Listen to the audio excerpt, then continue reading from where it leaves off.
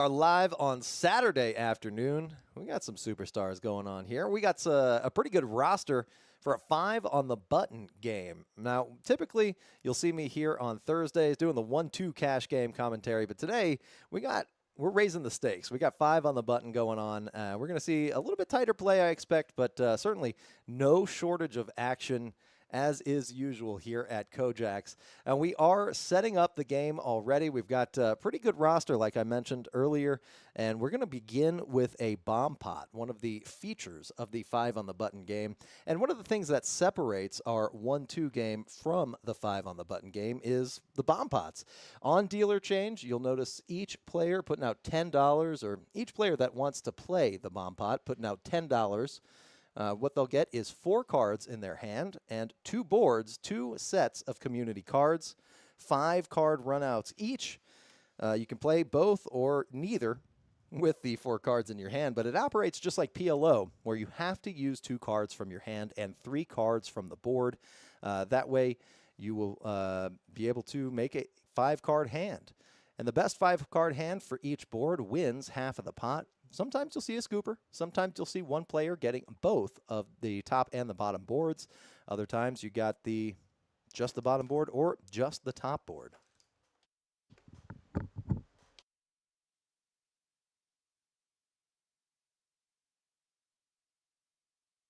Now we are setting things up here. We got Mr. Joey G in the box. His birthday is actually coming up pretty soon. And we've got Basil in seat number 1. We've got Mr. Dave sitting in seat number 2. We got Nick in 3, Zach in 4, Paolo in 5, TBD in number 6. And we've got Joni in 7, Brian in 8, and Chris in 9, and Mr. Kenny in 10. You may recognize Kenny from some of the 1-2 streets that we've been playing here. Miss Joni, a staple of Joni's game, the $10 on the button PLO game. Of course, Basil plays in the 1-2 game quite frequently as well. Mr. Chris in seat number 9 did want me to say that he is I can't remember. Is it 6'4" or 6'5", lean 270 pounds, and does not like walks on the beach, but enjoys the back seat of cars. Other than that, you can see these cards already flying. We are getting started here. Again, with that bomb pot. So everybody's going to get 4 cards, and then we go straight to the flop. Well, actually, straight to 2 flops. We'll see 2 community boards, top board and bottom board. And these 4 cards do play on both boards. You can use any 2 for any of the 2 boards. Other than that, pretty much a basic PLO game, except that everybody is in no matter what they're holding and no matter what the board brings. And it looks like we are going to check around. Pretty close to checking around. There we go. We did check around ace 3-4, a lot of wheel possibilities there. We've got 2 diamonds on the top board. And we've got 2 8s and a 10 on the bottom board. Now that one's rainbow.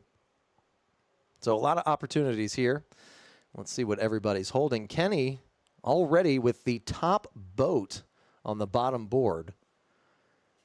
Dave holding the ace-king and the 6-4. Possibilities there for a straight. Nick with the jack-9, 8-5. Decent wrap. 2 diamonds, but only 8 high. And Brian holding the jack of diamonds and the 9 of diamonds. And it looks like if those queens were reversed, Brian would have hit the flush. Of course, they are not, though. Let's see if that changes any boats here. It looks like Kenny's going to bet. He's got one of the boards pretty much locked up. Actually, an excellent hand, 10s and deuces. Now, he's not drawing for a straight on the bottom board. Again, you have to play precisely 2 of the cards in your hand and 3 on the board. So even if a 5 were to hit, he'd have to play 4 cards out of the board in order to make that straight. Just not possible there. Aces and 4s for Dave on the bottom board here.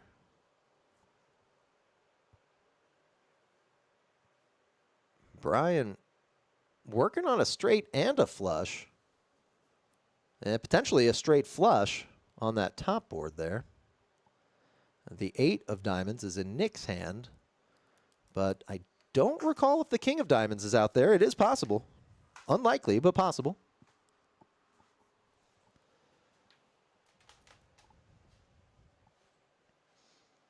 And look at this, Nick calling 80, only to be re-raised by Zach up to 480, and Brian just snap calls, flatting right there. Kenny going to make the call as well. He's got one of those boards with a very good hand. Dave goes all in for 450, just slightly less than the 480. Action on Nick, all in to call. First hand, by the way, let's just establish that. The very first hand. And it looks like Nick does fold.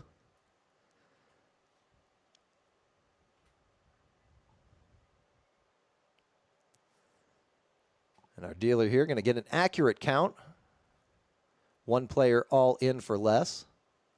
3 callers, should be 90 on the side, assuming our graphics are correct.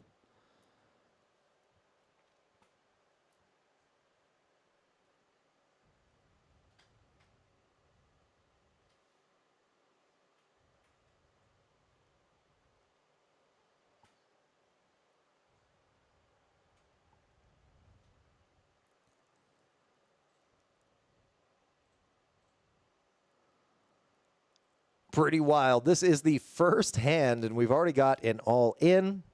We've already got a pot over $2,000. That's 5 on the button for you. Sometimes these bomb pots do get spicy. And this is certainly one of the spicier bomb pots. This one's sprinkled with maybe a little bit of ghost pepper sauce.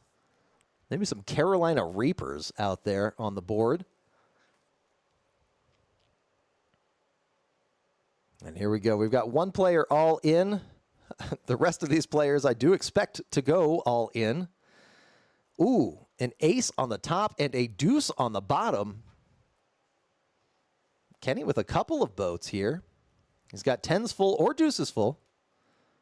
Probably going with the 10s full. And it does check around on the river. Brian, unfortunately, missing his flushes.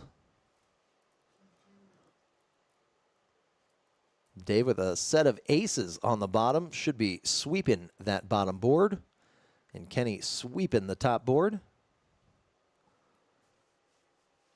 Zach with the queen, 9, 8. Not quite good enough to beat the boat that Kenny's got on the top board.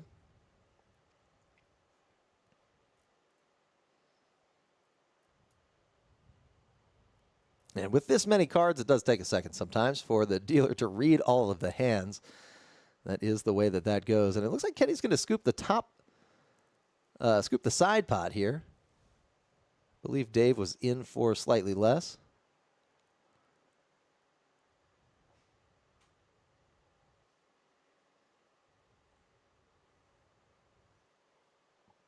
Oh, Dave was in all the pots.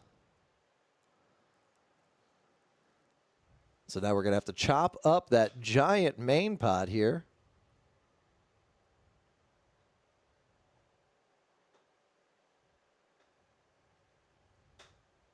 And this may take a second. Now keep in mind, tomorrow we've got the Bounty Tournament. That one's going to be pretty good. We've got a $3,000 guarantee on that one. Just come out and spend your Sundays with us. $200 will get you a couple of chips and a chair, which is all you need to win, but it'll also give you a bounty biscuit. That one's worth $50.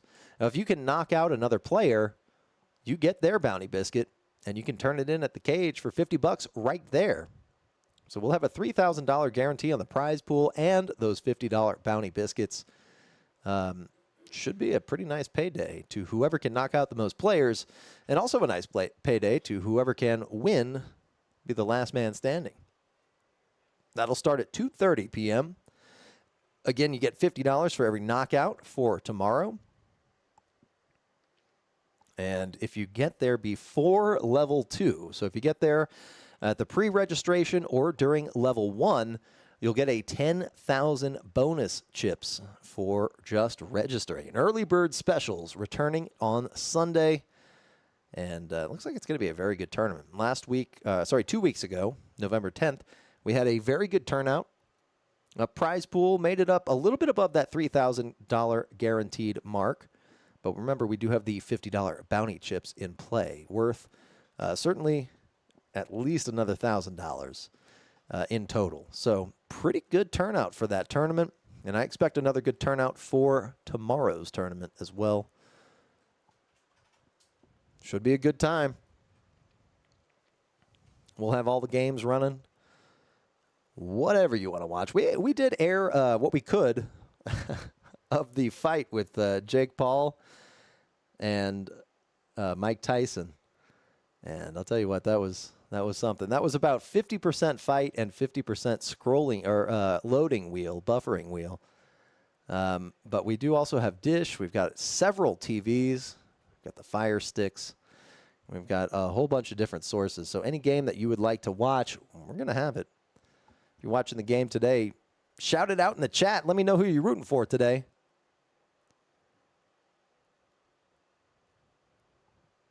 Or which one of these players are you rooting for?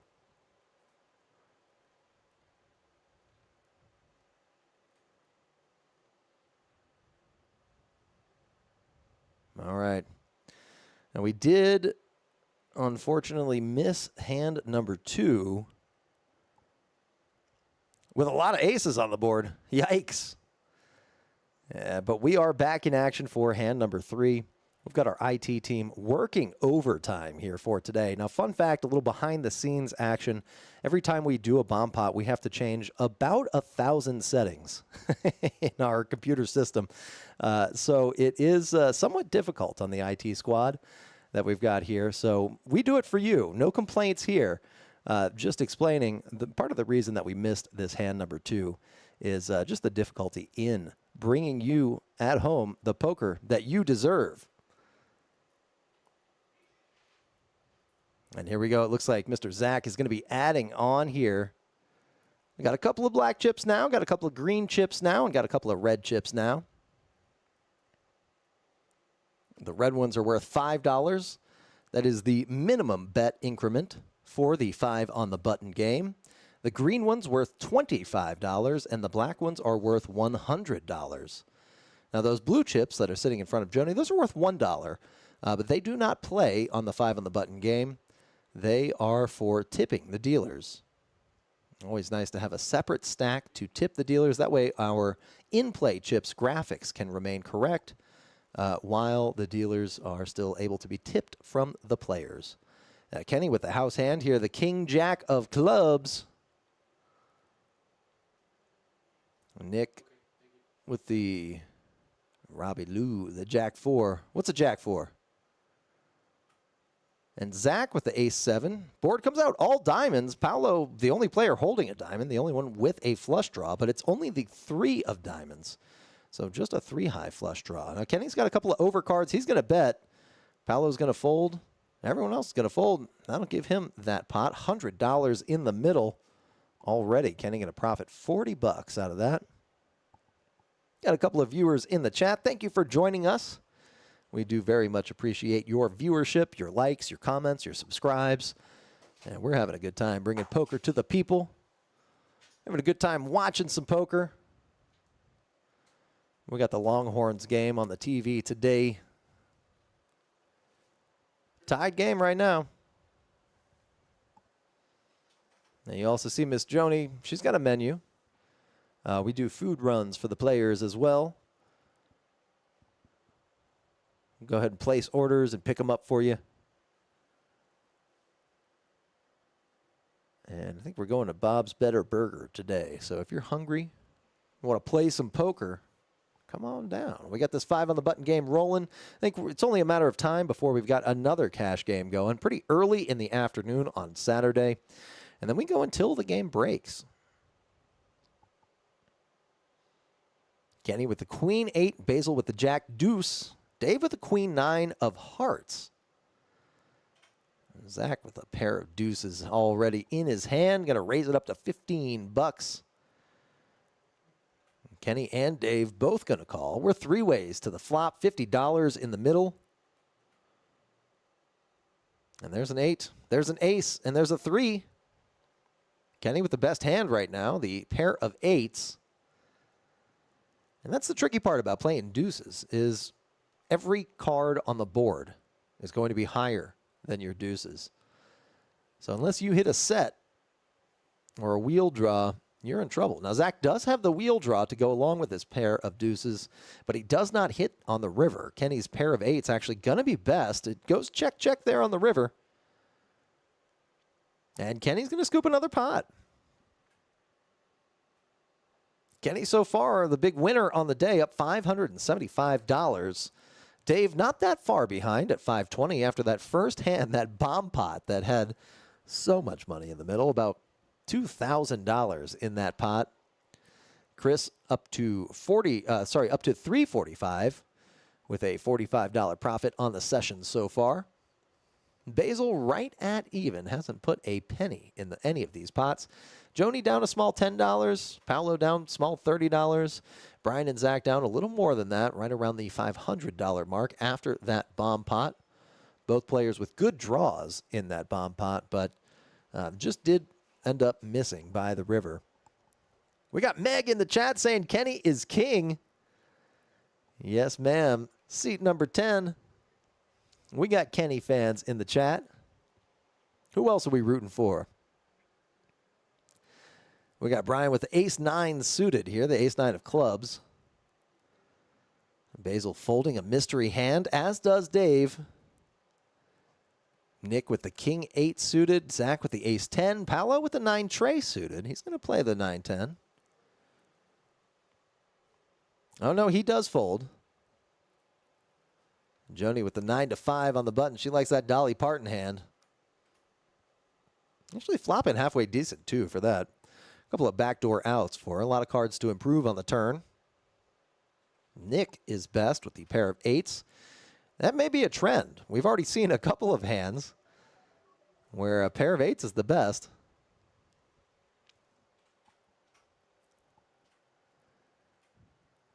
We got Moses in the chat saying, Basil, wake up, fool, play some hands. Jeez. No, we didn't see what Basil folded on this particular hand, but it may not have been good. And we've got Miss Mary Ann coming in here for some 5 on the button. The two ladies sitting right next to each other. There's a 3 of diamonds coming off here on the turn, giving Nick not only the pair, but the flush draw as well, heading to the river.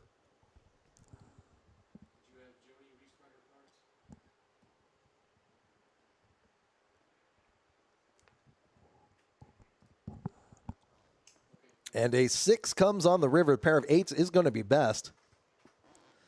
Nick checks it over to Zach. Zach goes all in. A bluff shove with just ace high. He's going to take it down. Unfortunately, Nick just cannot call there with the pair of 8s. A 6 would have played the game that way possibly, or at least got to the river. Nick losing to just too many hands. Now, if he had made the flush, obviously that would have been a snap call. And we've got a dealer change going on now, so that means we've got a bomb pot coming up. Mr. Kevin jumping on into the box, one of my favorite dealers. $10 in the middle from every player who wants to play the bomb pot, which looks like everybody this time. Usually it is. These bomb pots bring a lot of craziness, a lot of action to the game. A lot of splashiness, too. A good way to loosen up the table if it's playing too tight. Just introduce some bomb pots. Had a player ask the other day, why are they called bomb pots? Well, they're actually called double board PLO bomb pots.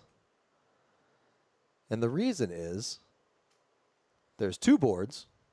You play 4 cards in your hand, like PLO. And the bomb comes from every player bombing the pot for $10 to make it to the flop. No pre-flop play on that. Pretty interesting, in case anyone's curious.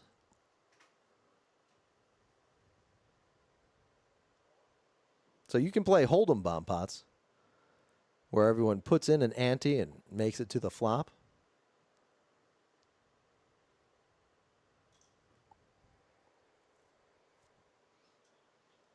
And here we go. Dealer dealing out 2 boards here. 10-9-4 on the top. Jack 8-4 on the bottom. 2 diamonds on each board. Let's see if anyone's holding diamonds.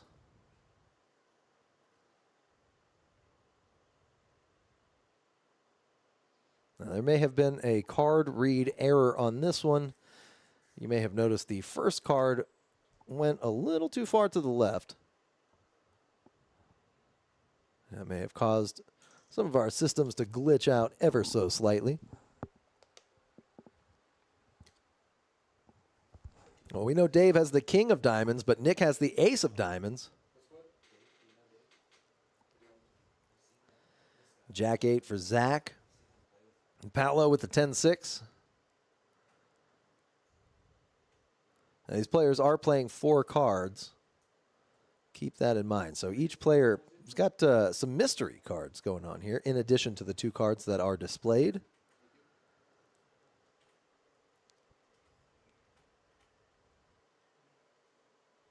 Oh, Ms. Marianne with the AK of spades.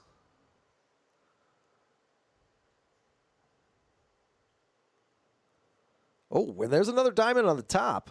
Another 4 on the bottom. A lot of boat possibilities there.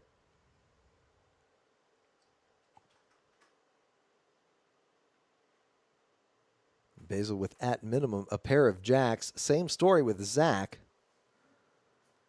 No player registering 8s so far. But Zach does have the 1-8. Giving him at least 3 pair on the top board.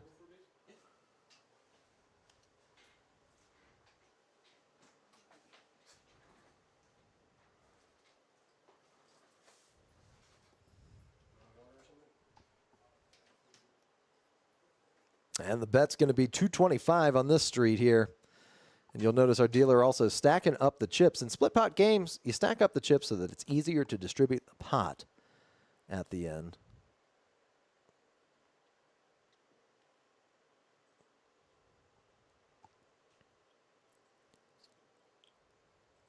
And there goes Basil. Choo-choo, all in right there.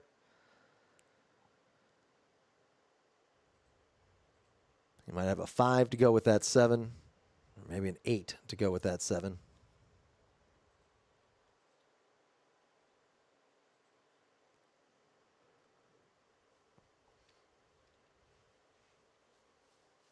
And now Dave next to act here, looking around. He's got the king-queen that we know of. If he's got a jack to go along with it, that'll give him a straight on the bottom board.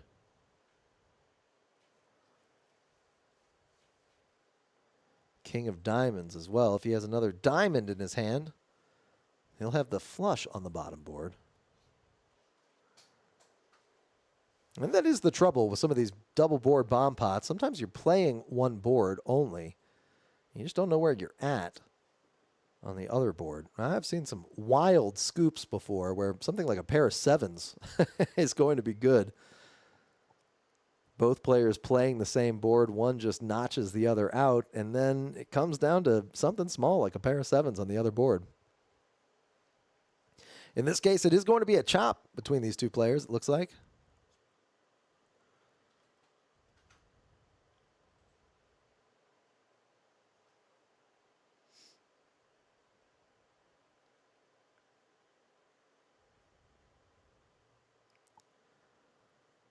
And there we go. Both players profiting 280 on that hand.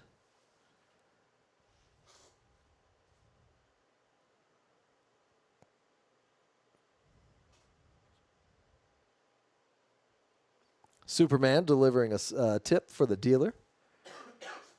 Always nice to see. I do enjoy the theatrics that Basil brings to the table.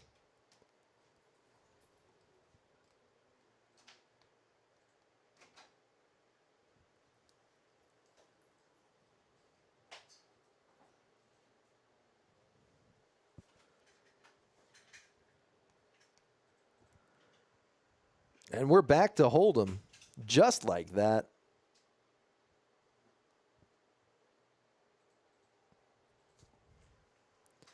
And we've got a straddle on in this hand as well. It does appear a sleeper straddle, as a matter of fact. Chris with the 10 deuce, that means the sleeper is live. Kenny, sleeper straddling for 10 with pocket queens. How do you like that? Now, a sleeper straddle is very similar to a standard straddle, except that is not played in the immediate position following the blind.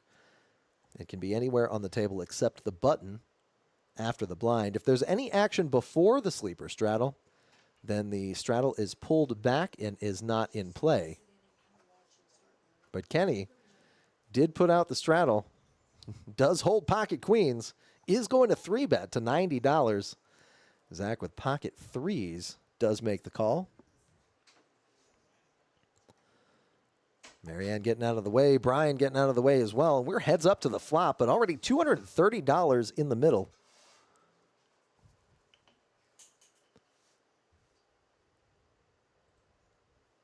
And there's a queen on the flop. Zach likely to recognize he's behind with just the pocket threes, not hitting a set, but he is very far behind. 99% equity for Kenny. And there's another 10. Kenny boats up. Zach looking for a 3 and a 3 only, but he'll have a smaller boat. Kenny going to bet $100, just trying to milk him. Let's see if Zach falls for it. Or does he put his hand in the muck? He's going to look at the threes one more time. Fold them.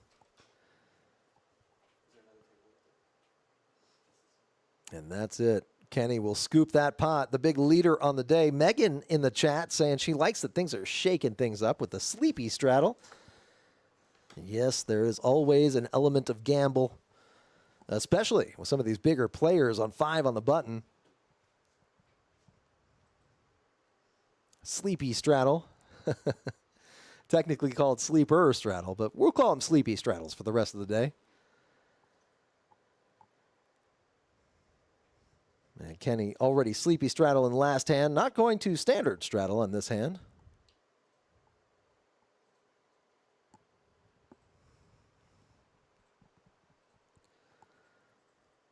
But Kenny is going to throw out a blind call, it looks like.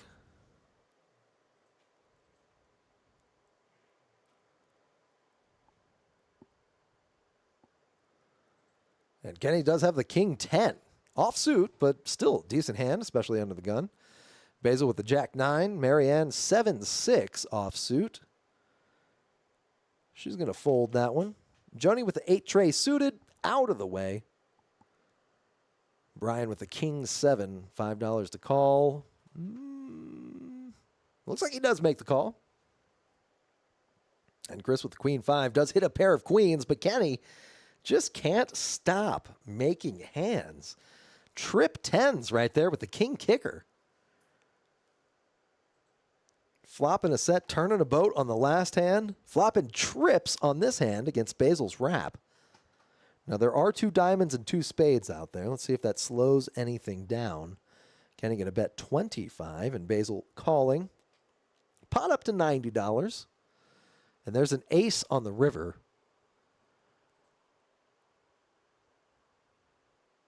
Kenny bets 100, a little over the pot. Meg in the chat saying Kenny is on fire. Yeah, get the fire alarm. Kenny can't stop winning. It's that seat. That's what it is. Seat 10 working very well for him. We got Meg and we got Megan and we got Moses in the chat. Thanks for lighting up our chat, you chat pros. We do appreciate it.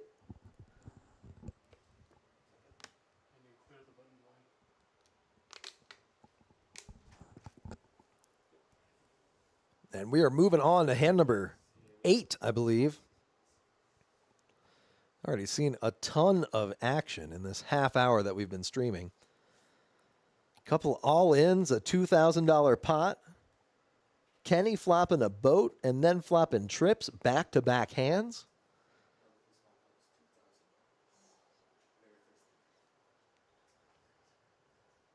Paolo with the 7 tray going into the muck. Marianne with the 10-5, making the call. It is suited after all. 10-5, one of my favorite junk hands lately.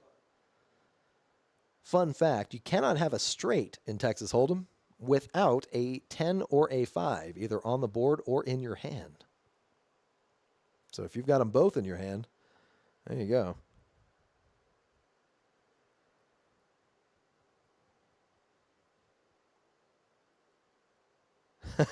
Moses testing out my Spanish skills. Let me see what I got here. ¿Qué paso, mi vatos locos? I'm rocking the KoJack's sweater while watching this live and watching my daughter's softball practice.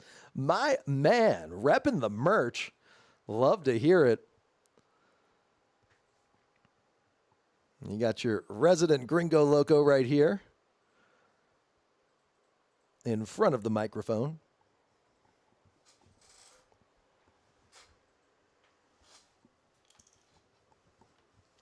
Hopefully your daughter's softball practice is going well, because it looks like this 5 on the button game is going quite well.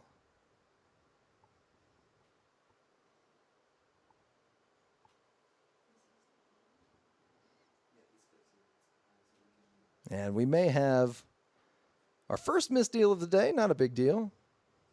It does look like we're shuffling things up and the button is not moving. So technically still on hand number 8.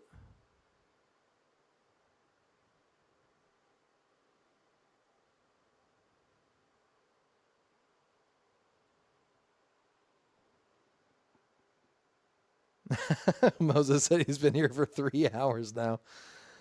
Oh, man. Hey, you got a little sun on you. You know, you're outdoors, got some fresh air going on. Daughter's hopefully having a good time, tearing them up at bat.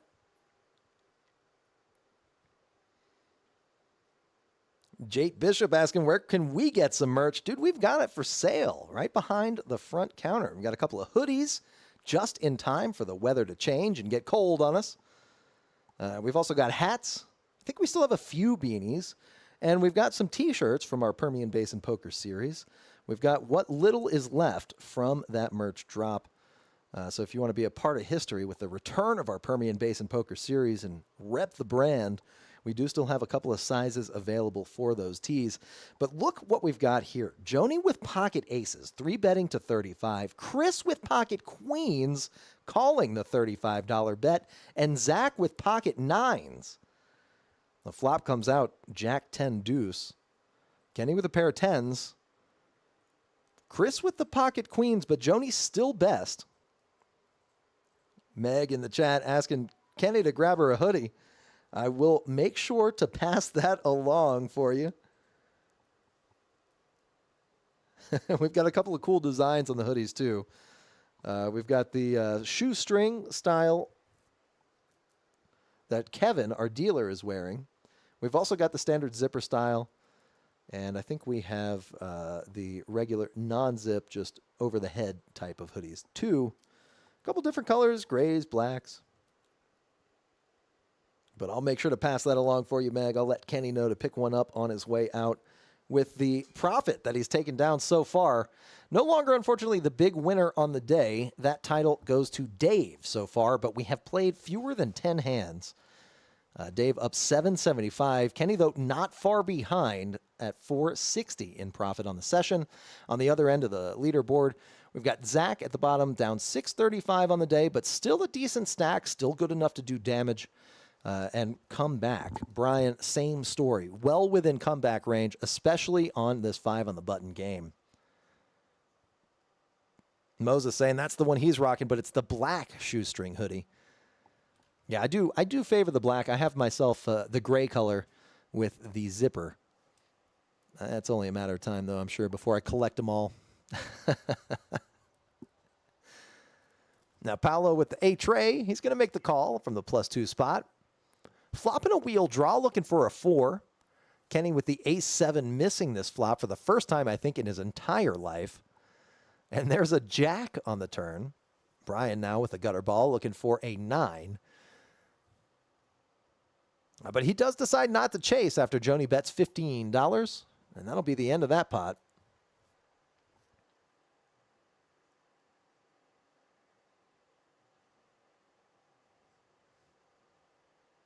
Oh, it folds around except for Paulo. And he does end up folding. Joni does end up getting the pot. And the button does move. Zach ends up getting the button here.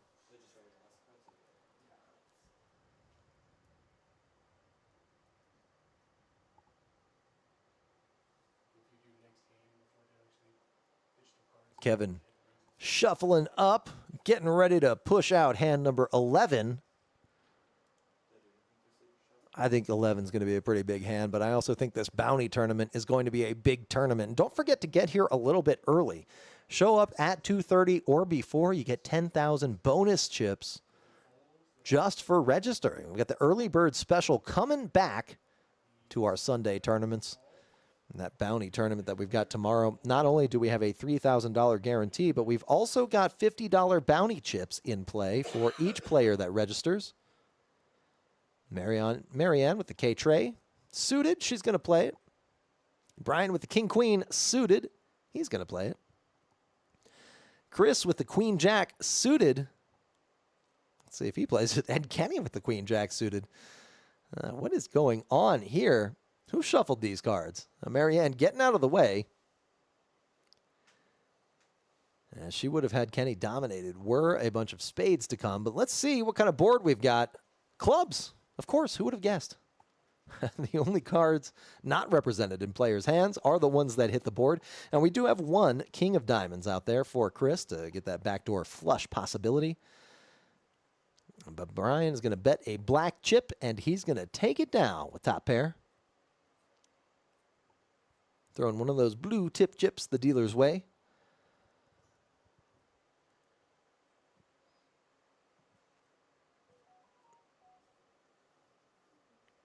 Kevin shuffling things up once again. Getting ready for hand number 12. A baker's dozen of hands so far.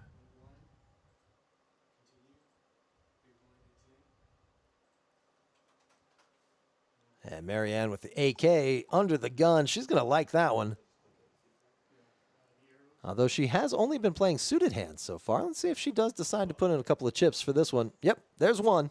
She's going to make the call. Now, I like that. Staying sneaky. She has only limped so far. So in order to avoid setting off alarm bells in the other players' minds, she just throws out that same limp. Brian coming through behind her does raise it up to $35. Basil going to fold. Dave out of there. Nick out of there. Zach out of there. And up from the table. Paolo with the 8-7. He's out of there too. Marianne going to make the call. We're heads up to the flop now. $75 in the middle.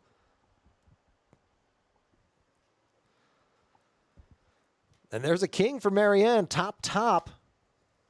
10 tray to follow. Brian's pair of nines. He likes them enough to bet. And Marianne's got to like her hand. Let's see if she smooth calls or decides to put in a check raise here. It does look like she's just making the smooth call.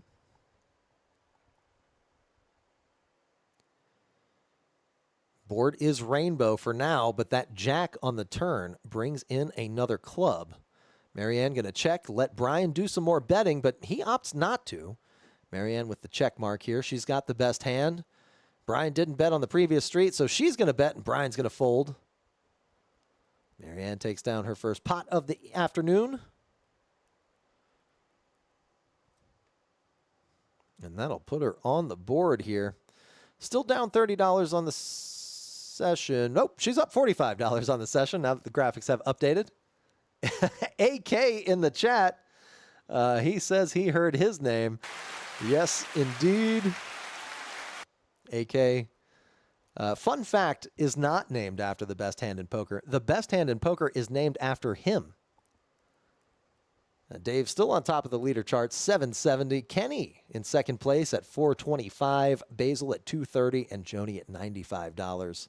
Zach and Brian still a little work to do, but Brian has plenty in his stack. Just one double up will put him in profit town.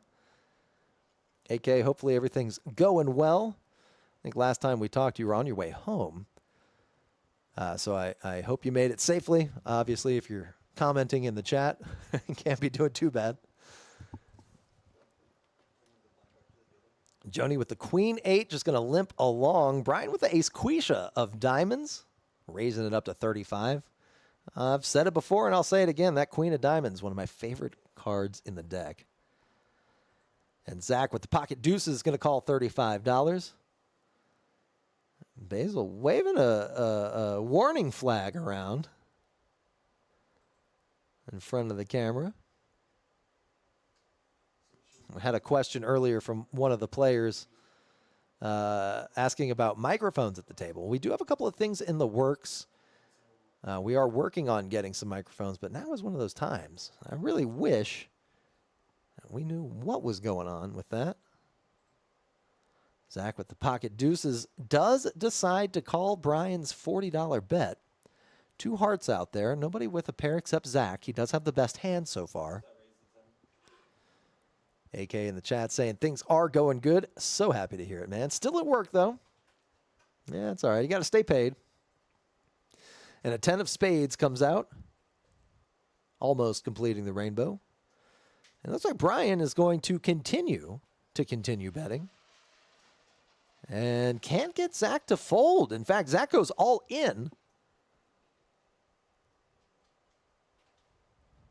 Brian, oh man, rubbing his head. Stress indicators right there. Shaking his head, not looking too happy about that. And I've got to say, ballsy play by Zach. Pocket ducks, and he is best. And he does get Brian to fold, taking the pot down right there. Did not want to let Brian draw one more card. Zach with the spidey senses working for him.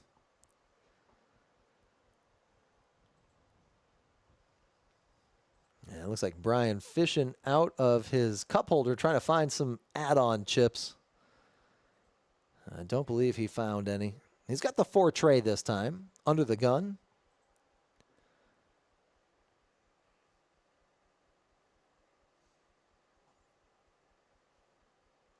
He's going to limp. Chris with the king 5 offsuit, out of there. Kenny with the king 4 offsuit, in there. Zach with the 8-6 suited, limping along as well. Joni coming in for a raise here. She's got the ace-10 offsuit, popping it up to $15. Brian, undeterred, he's going to come along for the ride. Same story with Kenny and Zach. 4 ways to the flop. We got $60 in the middle, and it is all diamonds. Brian is going to hate this. Now, the deuce of diamonds would give Brian a straight flush. The steel wheel. But it's actually Zach who also has the straight flush draw, but the higher flush in his hand. Brian's going to bet 75. And these 2 players are tangoing once again. We've got round 2. And the king of diamonds does not change anything. Zach's still ahead. Brian drawing dead now. The deuce of diamonds is out. It has been folded. Brian going to make the call here. Getting a little change. And an inconsequential 5 does pair the board. Goes check, check on the river. Zach turns over the higher flush. And Brian, no doubt, rubbing his forehead once again. Just a cooler flush over flush. Never fun, especially on a monotone board like that. You think, well, I've got probably the only 2 diamonds left in the deck. Unfortunately, that 4 high flush was not good enough. And Zach will scoop another hand. Basil in the chat, watching from North Korea once again. How do we know? How do we know that that's actually Basil in the seat right there? Maybe Basil, the real Basil, is watching from North Korea. And this doppelganger Basil here is an imposter. Who knows? Who knows? Weirder things have happened. And we've got Whitney in the box now, dealing things up. collecting some chips, getting ready for another bomb pot. Got a couple more viewers in the chat. Thanks for checking us out. We are KoJack's in Midland, Texas, playing some $5 on the button Texas Hold'em with a couple of bomb pots sprinkled through, some PLO double board bomb pots.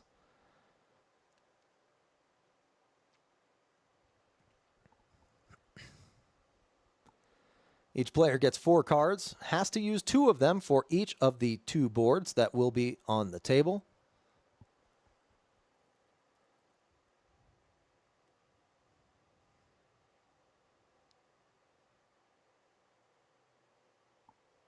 Board 1 coming out, 876, 2 diamonds. Board 2 coming out, 449, all rainbow this time.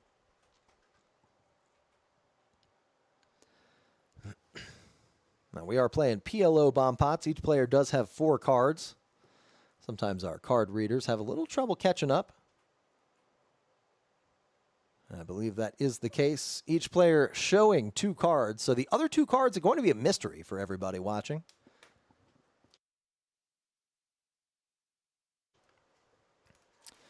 But we can see that Marianne goes all in with the 9-6. She's got a good wrap on the bottom board and a pair on the top board at minimum. She may be holding a 9-4. Nick with the 7-4 here. No doubt going to call once the action gets to him. Kenny with the Queen Deuce coming along for the ride. I'm sure playing the other 2 cards.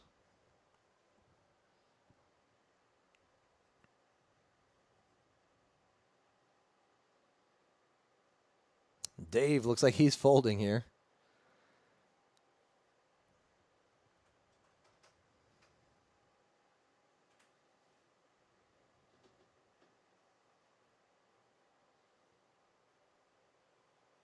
Yes, out of turn. Basil going to make the call for $60.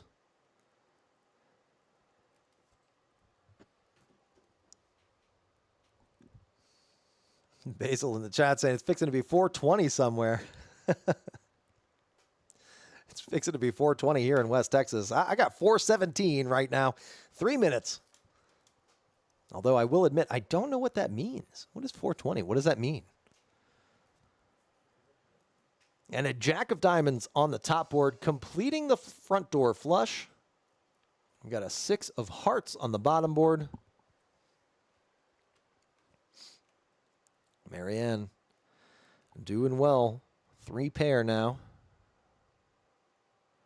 If she's got a 10 in her hand, she's got that straight.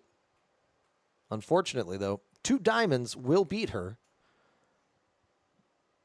Marianne going to bet another $60. Basil thinking about it, making the call, as does Zach. 3 players in, 2 boards, 520 in the middle.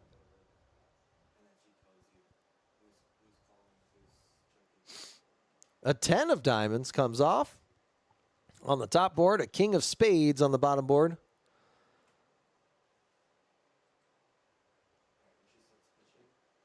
Goes check, check, check, and it looks like Marianne and Zach are going to be splitting. Marianne, a whole lot of black cards there. 9-6, 10-6. Set of 6s full house on the top board, and a set of 6s on the bottom. Straight on the bottom. And the set of 6s.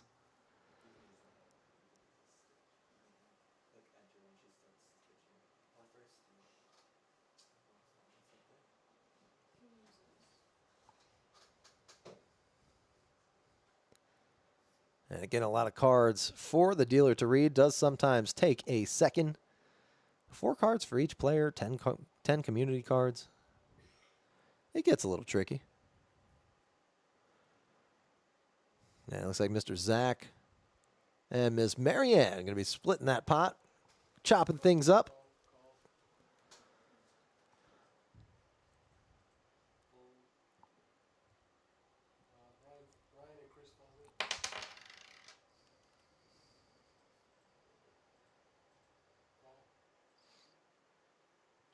And there we go. Moving on after that bomb pot.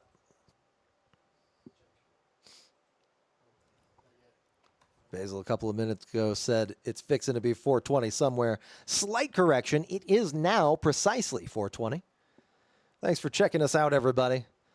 We are having a good time watching some Saturday poker. We got 5 on the button today. Instead of the typical small blind, big blind that you're used to seeing maybe in Texas Hold'em, we put the blind on the button. So the action order does not change pre-flop and post-flop. It's a little bit easier to learn if you are new to the game. A little more difficult to master just because it hasn't been studied quite as much as your typical small blind, big blind structure. Chris eating a protein bar. Keep that lean figure of his. 6'4", 270 pounds. I want to say about 5% body fat is what he told me. These are the official statistics.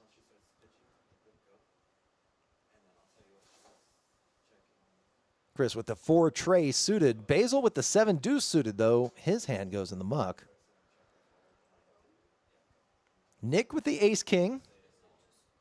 Zach with the ace 10. Marianne with the queen jack.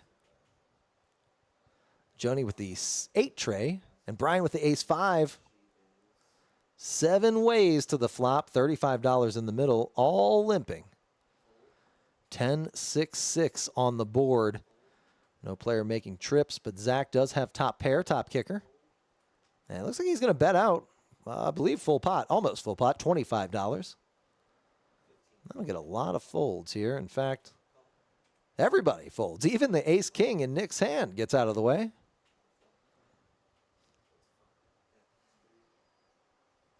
I think if we say it 3 times, we might get AK to pop back up in the chat, almost like the bat signal. AK. AK, AK. Let's see if he responds here. You are being summoned.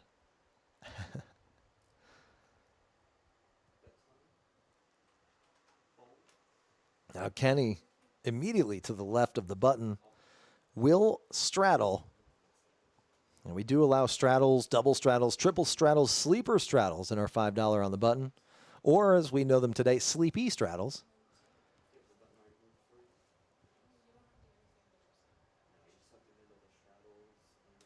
Basil with the 8-9, technically under the gun. He's going to make the call. Paolo with the ace-5. Looks like he, yep, and he does call. Marianne also holding an ace-5 offsuit, making a $10 call. Brian with the tray deuce of hearts. Coming along as well as Chris with the jack-4 of hearts. And Kenny, queen jack in the straddle.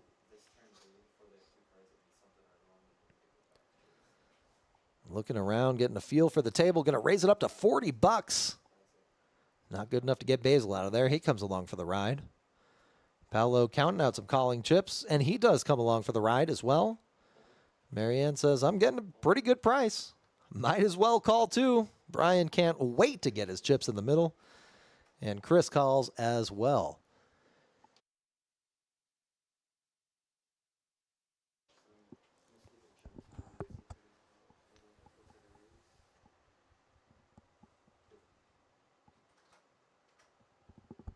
And we are off to the flop. This time 6 ways. $240 in the middle. Queen 10 tray. Brian at least making a pair here. He's got the backdoor heart draw to go along with it, but so does Chris for a better heart draw. Kenny with top pair. Got 58% equity on this hand. Basil looking for a jack or a couple of running hearts.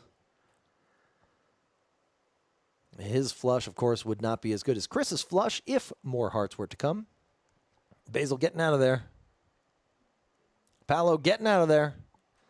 Marianne getting out of there. Brian, he's going to make the call. Got the pair of 3s working for him. And we are heads up just like that off to the turn. Brian now the only player holding hearts, so his flush would be good. But that 4 of spades defeats any opportunities for a backdoor heart draw. Kenny betting out. Brian checking his cards one more time. Still the dirty diaper. Still the tray deuce. A number 2 and a number 3 in his hand. He's going to fold. And And that'll do it. Kenny picking up another pot. Hand number 17 on the books. It feels like Kenny has won at least half of them.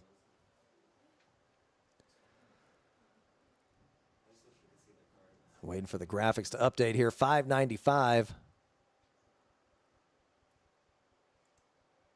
in profit for Mr. Kenny.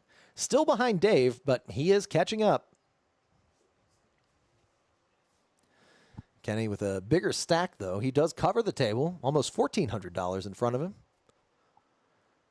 Dave at $12.20. Slightly more profit. I like those repeating digits for Marianne, though. 555 up 255 on the session. And Basil got the fidget spinner of destiny. Sometimes he listens to it as an oracle. He's got the 8-7 offsuit. He's going to limp along. Early position under the gun. Zach coming along for the ride as well. Looks like he's raising it up to 10. Paolo making the call with 6-4 suited.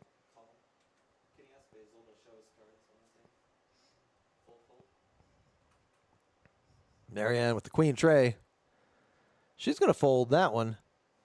Joni getting out of there, as does Brian. Chris folding his hand. Kenny with the 10-9. And Basil completing from the under the gun spot. Ace-10 tray, all spades. Zach with top pair here. He's got the pair of aces. Reaching into that tower of red chips to throw out. Looks like a $25 bet. Folds around to Basil, who also folds. Zach going to take down that pot as well. Mr. Zach clawing back to Profitville. He's down 215 on the session. Not a huge shakeup for a 5 on the button game. Certainly well within comeback range. And we're having a good time on Saturday.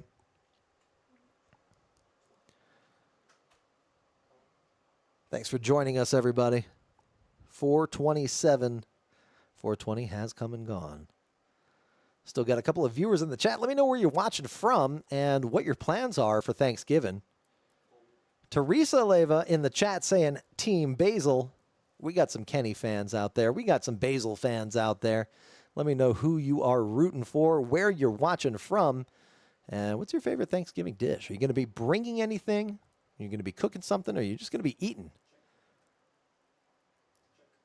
Me, I am in charge of making the turkey. Kind of got lazy with it this year, though. I bought a pre-made spice mix called, very broadly called, turkey seasoning. I'll do my own little special razzle-dazzle for it. We'll see what happens. We got Paolo raising things up with the pocket nines. Joni making the call with the pocket jacks.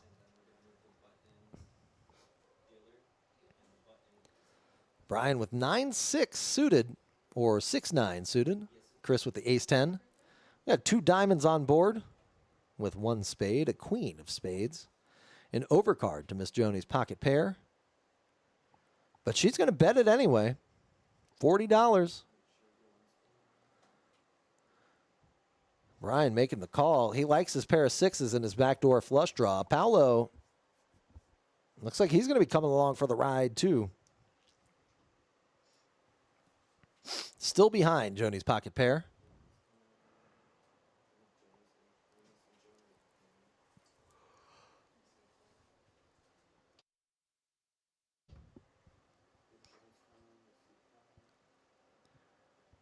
And there's a 5 of spades. Brian does improve to a pair and a flush draw. Now only about a 2-1 dog here in this hand. Paolo, unfortunately, drawing dead. All the 9s have been folded.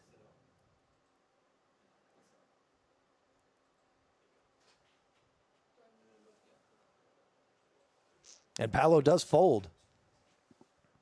Joni gets out of the way as well. Brian takes down the pot. Close to $1,000 in his stack. And less than $1,000 down on the session. If he doubles up, he will be turning a profit. Only a couple of players, though, over that 1K mark on the table. Only a few players for Brian to double up through. But he is an accomplished player. He is certainly able to pull it off.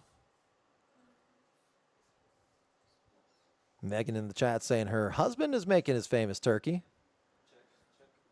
Looks forward to Thanksgiving every year. Sounds like she is thankful for Thanksgiving. I got to ask, though, why cooking a famous turkey? Why not just one of the regular ones? And how famous is this turkey really?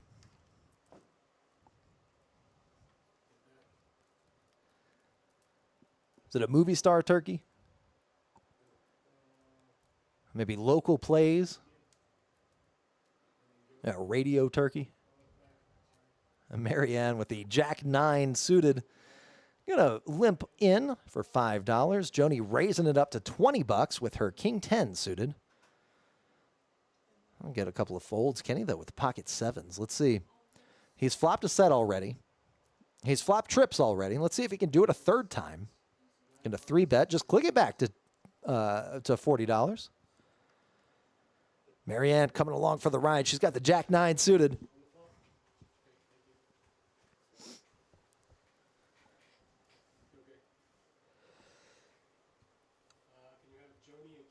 And there it is. What is going on here? Kenny doesn't flop a set. He flops a boat. And it looks like he's going to bet $45. Marianne looks like she wants to fold and does so. Joni, not convinced. She's going to play. Calling $45. A queen of clubs on the turn. Joni's not going to like that. Let's see if Kenny can get any more value here. He bets 100. About half pot size bet. That's going to be good enough to get Joni to fold.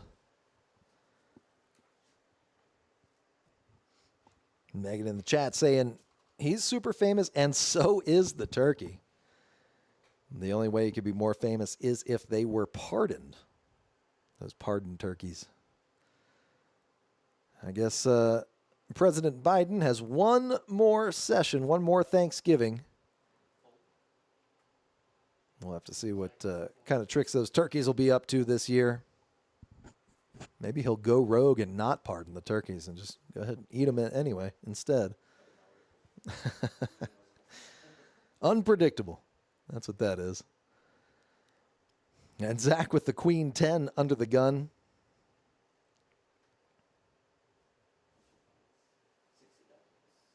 It looks like he's going to throw out a couple of raising chips here. Just min raise to 20. Sorry, to 10. Nope, it's 15. Kenny playing the 5 tray, making Charlie proud. It is the 5 tray of spades. And we're heads up to the flop. High cards for Zach, low cards for Kenny. Let's see what Whitney decides to deal out. What is happening? Kenny, sun running right now, flops a flush. Got the steel wheel redraw. Actually, not really. It looks like the deuce of spades has been folded. Kenny going to bet. Zach going to fold. Unbelievable. We should have called this Kenny's game today. Flopped a set. Flop trips next hand. Folds a couple of hands. Flops a boat and then flops a flush. Unbelievable. Meg, I think you're getting that hoodie today. I think it's safe to say you'll be getting that hoodie. Kenny up $730 on the session. Moses in the chat. I'm like, what is Kenny going to play with next? Yeah, it doesn't even matter what he plays. 5-3, flopping a flush. He's tapped in. That's what it is. Justin Caldwell saying hello from Ham. How you been, my man?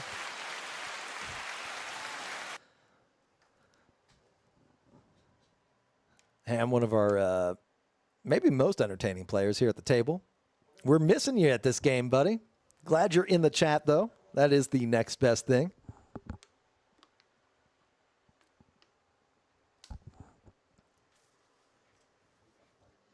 Ham hails from Louisiana like I do. Couple of Louisiana boys out here. And here we go. We are 6 ways to the flop. It comes queen high, queen 8, deuce, rainbow. Paolo with a pair of queens. Nick also playing the 5 tray, making Charlie proud. Ham saying things are good. How's the game? The game is good as well. The first hand that we played today, sir, $2,000 bomb pot. Unbelievable. And things really have not slowed down since then. There's an ace of diamonds on the turn. Looks like Paolo's going to bet. Zach's going to fold. Paolo's pair of queens is best there.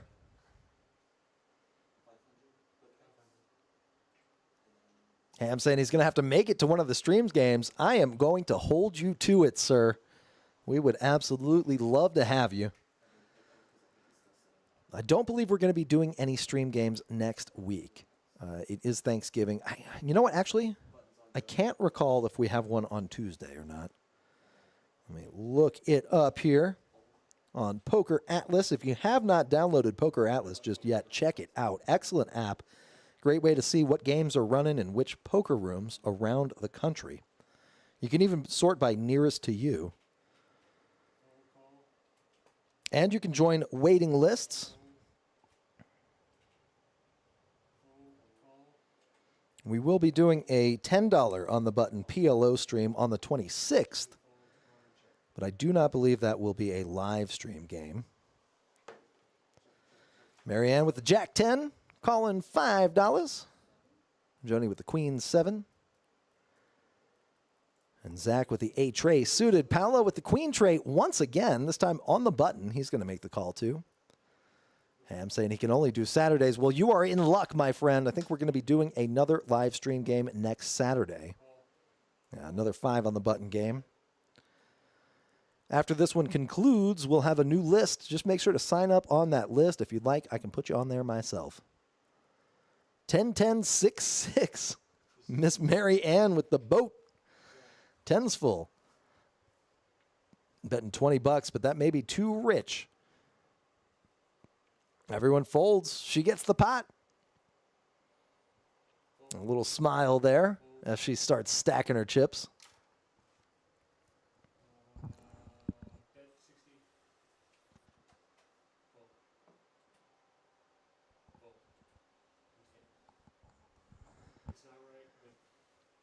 Now Joni will be under the gun here. Ms. Marianne stacking up a couple of barrels of reds here. A little over $600, it looks like, in her stack.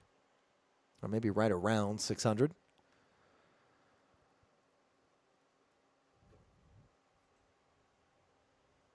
And Joni with the Queen tray suited.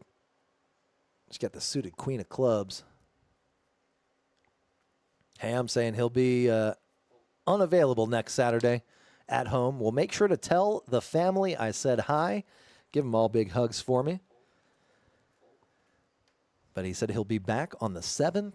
I do believe we'll be having games in December, live stream games on Saturday. I think we're keeping the same schedule for our live games.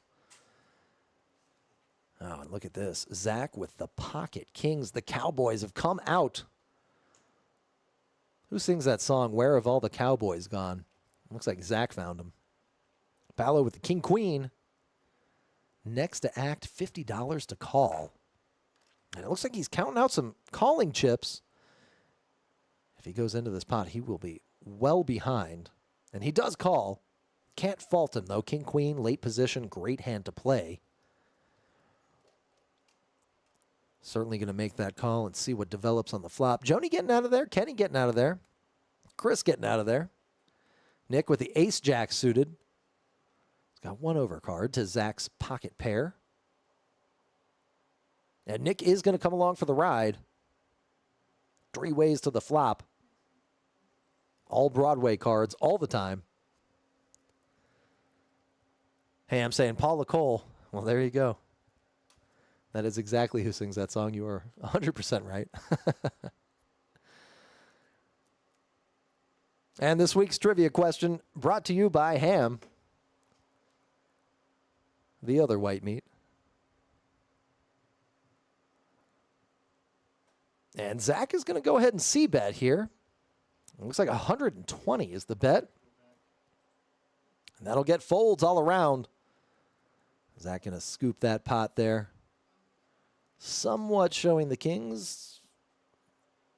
I'm not tabling them, though.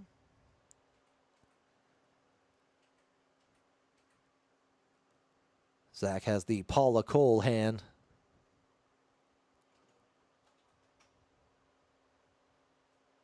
And now we are moving on. $285 in the middle there on that one.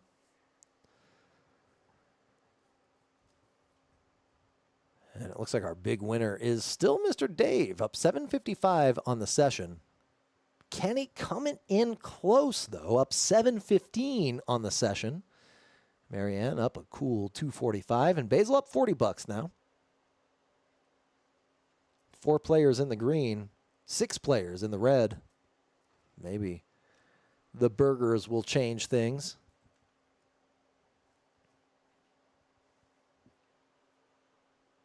And Brian with the queen 7, he's going to get out of there. Same story with Chris. Kenny, the 10 deuce, the old Doyle Brunson, this time suited of the club's variety, is going to call for $5. Basil makes the call as well with a suited Jack 7. Zach with a Jack 5. Ham in the chat saying, let's go, Basil. Geaux.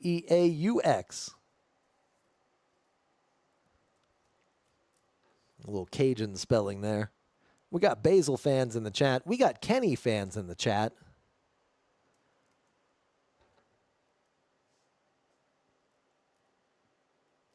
And the flop comes out. Queen Jack 8. 2 spades on board. No player holding spades. 1 diamond for Paolo. Checks around on the flop. An ace of hearts comes out on the turn.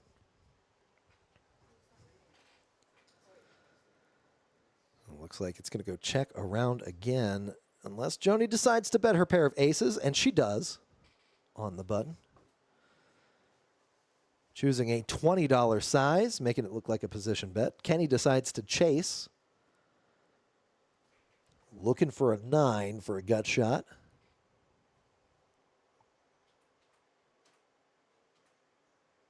And we are heads up to the river here. Any king, any 9, going to do it for Kenny. Double guttered. It's an 8 instead. Joni locks it up. Pair of aces, pair of 8s with a queen kicker. Megan is a Chase fan. She's in the chat. Love to hear it. I'll be honest, I assumed Megan was a Basil fan. Well, you can be a fan of both. And here we go. We've got another dealer change here. That means we're doing another double board bomb pot. Mr. Joey G coming right on back in.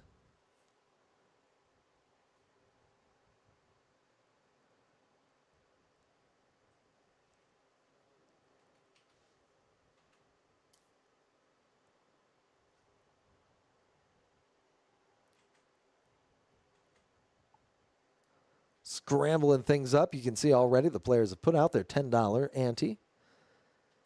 And most of them have put out the $10 ante for that bomb pot.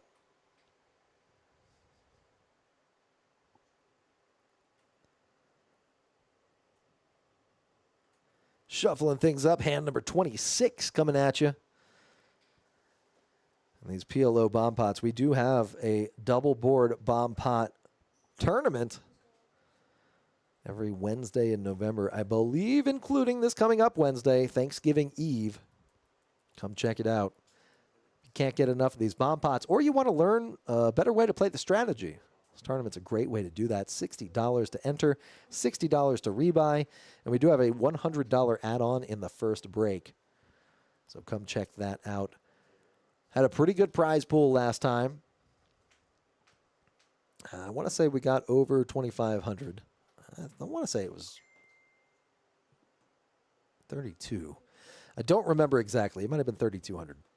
Either way, pretty good tournament. Pretty good turnout for that tournament. Lots of cards. A fan favorite, backed by popular demand. It looks like Paolo's going to be sitting out this one here. And here we go. Board number 1 coming off. 6-6 deuce. Board number 2, ace, 9, tray. All 3 hearts there on that bottom board.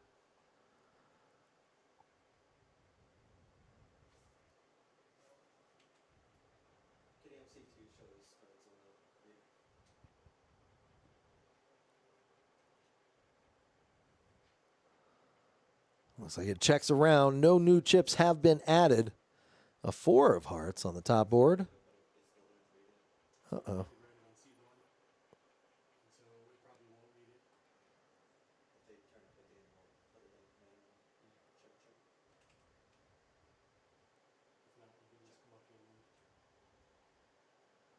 Maybe asking the players to spread the cards.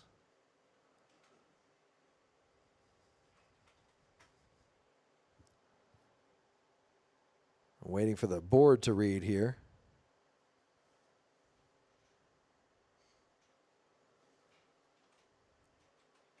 It does take a second sometimes with this many cards coming out for our computer system to catch up.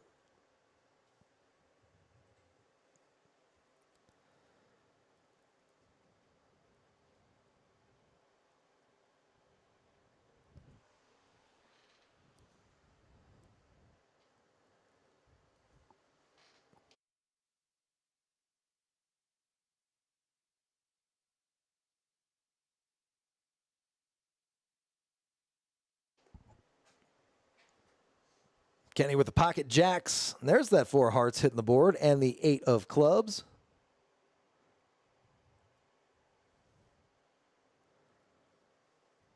Ace tray for Dave. Working on that wheel, but it may be no good.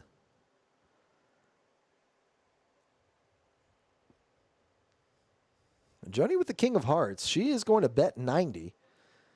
Almost certain to have another heart in her hand. Brian with a set of 8s, though, working on a boat.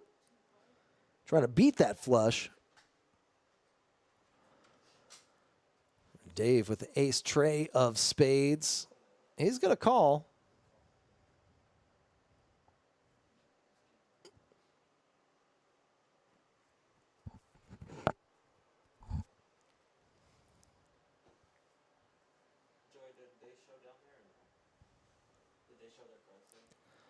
And getting a count of the pot, stacking it up, moving on to the river, 4 ways to the river. We are doing PLO. Each of these players does have 4 cards in their hand. Only 2 are registering on the board. We'll have to get with our IT team to figure out the issue and get it worked on. Probably a technical one. And there's a 6 on the top, a 9 on the bottom. Brian looks like gets the check mark here. Joni's betting 200. Brian getting the check mark according to 2 cards. We'll have to see what happens here. Dave getting out of the way. Marianne, $200 to call.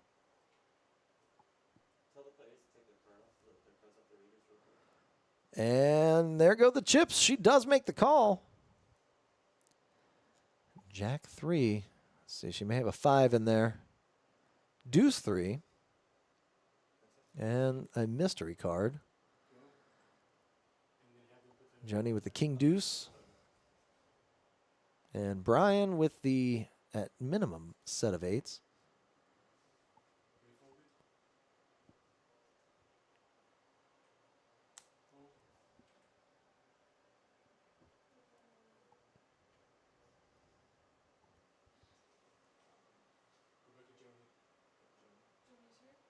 And it looks like we're going to chop it up between Miss Joni and Miss Marianne.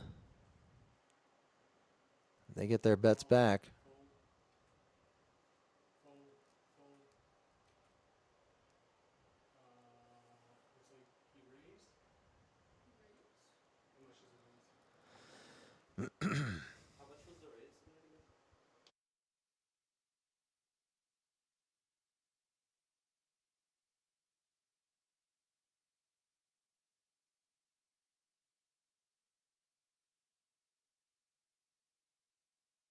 And while we're splitting up that pot here, we've got the bounty tournament tomorrow. 3K guarantee on that. Would not be surprised to see us get up to about $4,000 in the prize pool. And those $50 bounty chips.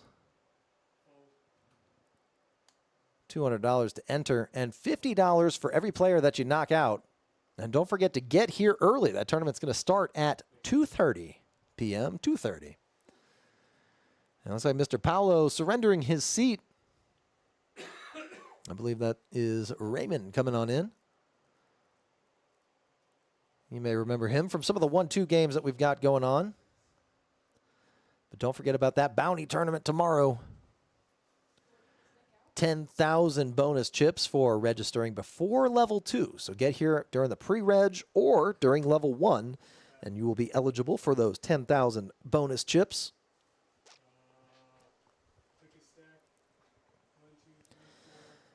And we've got another hand coming out here. Back to Hold'em. We got 2 cards coming out for every player.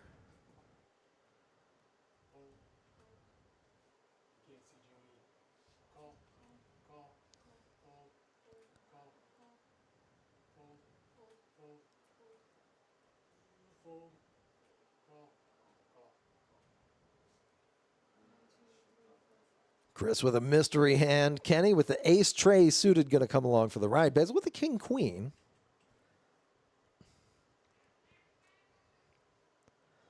Zach with the 10-7. Marianne with the pocket deuces, the old ducks. And the board comes out ace 9-6. Joni with 2 pair right there. Kenny with a pair of aces.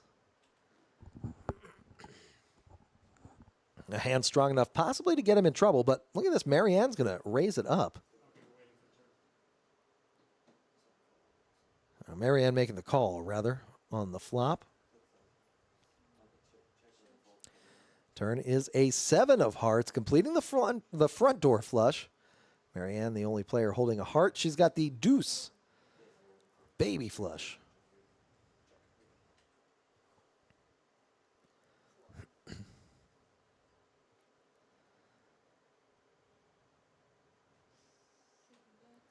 We've been streaming for about an hour and 20 minutes, everybody. Thank you for watching with us.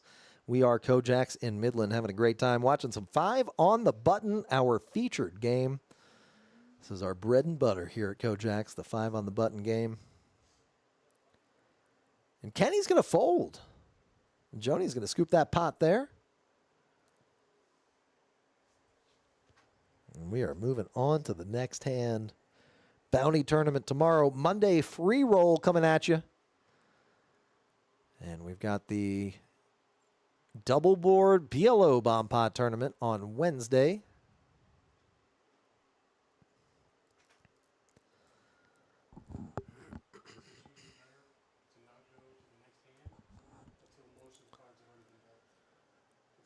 Basil with the ace queen. He's going to call for $5. Just making a smooth call here, limping in. Maybe hoping to repop it once somebody raises. Dave with the king 10. Brian with the 8-6. Chris with the jack 8. 4 ways to the flop. 20 in the middle. No raise pre-flop. Basil might be happy about that, but he does have the ace of hearts, the nut flush draw, and the Broadway draw. Dave already holding one of the kings that Basil needs. Chris holding a jack. He's going to call $10.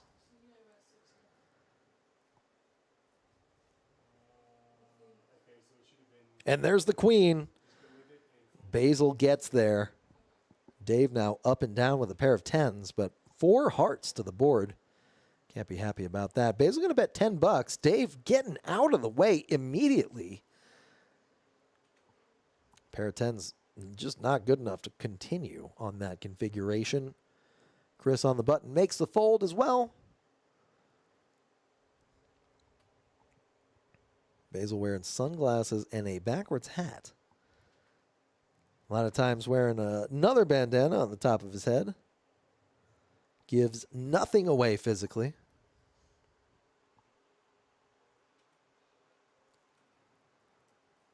And we are moving on. We got hand number 29 coming at you.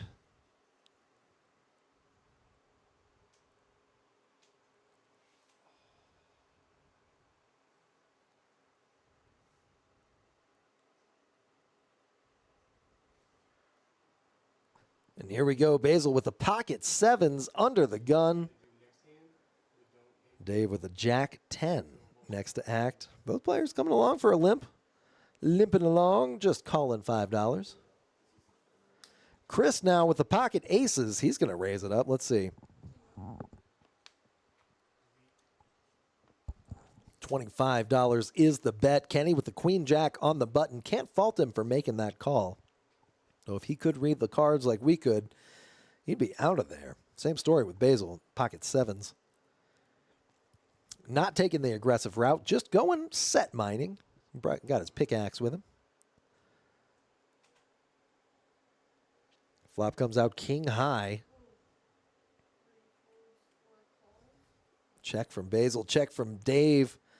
Bet from Chris, an all-in bet. Hoping to target a king. Unfortunately, though, no player holding a king. Dave, a lot of ways to improve on the turn, but $135 is a steep price to pay to go runner and take that one down. Instead, Chris takes it down here. $240 in the middle. He'll profit $80 on that. Getting closer to even on the day, down a small $60 on the session.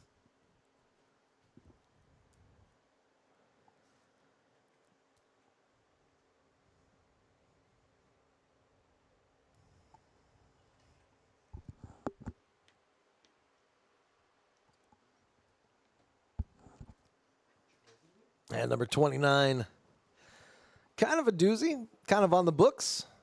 Those pocket aces working for Chris.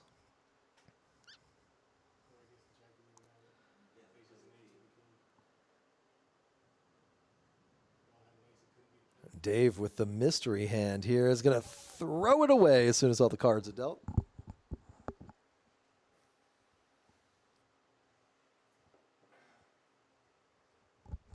Newcomer to the table, Ray, going to fold his hand. And now it's Joni with the pocket queens. A lady with the ladies.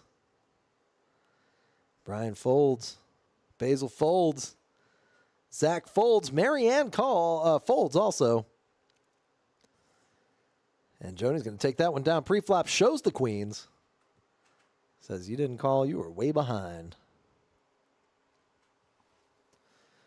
Showing the hand, saying, I got the goods. That's why I raised. Look out for my pre-flop raises in the future.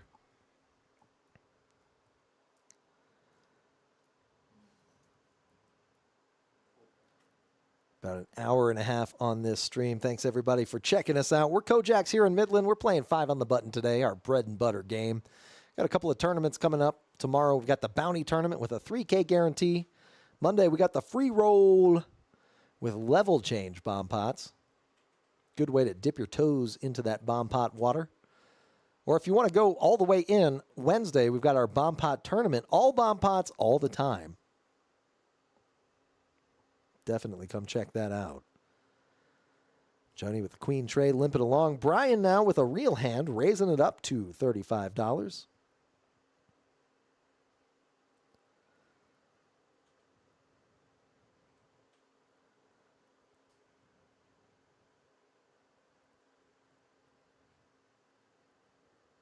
And folds around. Brian will drag that pot.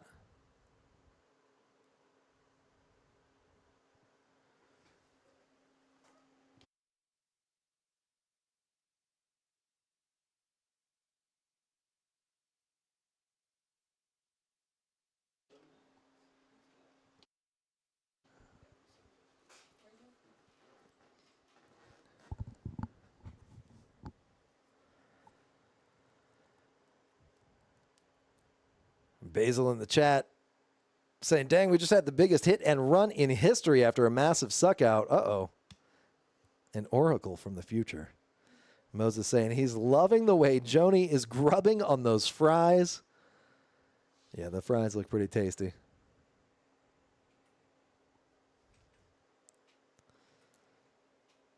Fries not a bad food to eat at the poker table.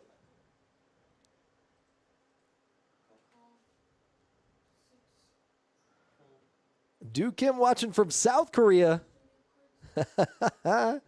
Good to see you in the chat, my friend. Unlike Basil, I do actually believe that Do may be watching from South Korea.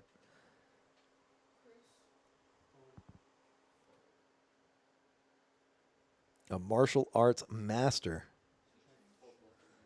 And Brian with the King 10 here.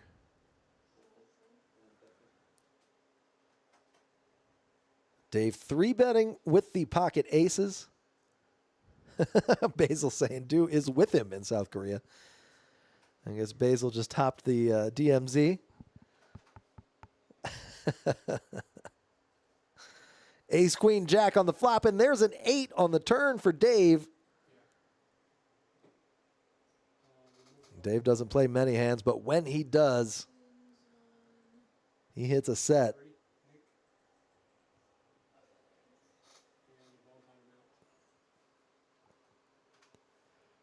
Dave, chunky bet right there, 280, 290, maybe even 300. Do in the chat saying Basil always watches from North Korea. I know. Quick flight, I guess he's got. He sits at the table, and then as the stream is going, will fly over to North Korea to check it out. And another Jack on the river. That'll give Dave the boat. 8's full.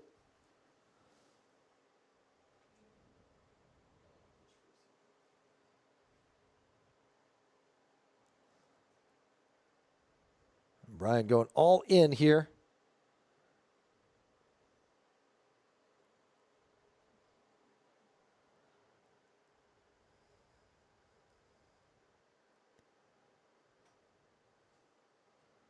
So Brian adding back on, getting ready to add back on here.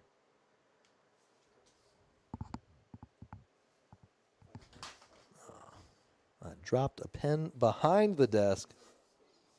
Well, I guess that one's going to stay there for a little while. Dave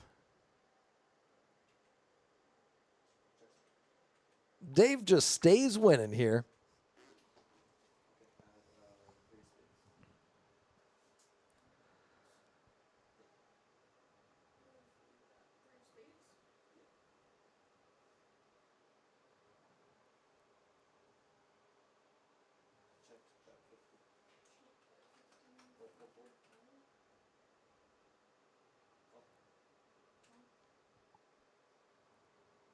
And we're moving on already. Hand number 33 coming at you.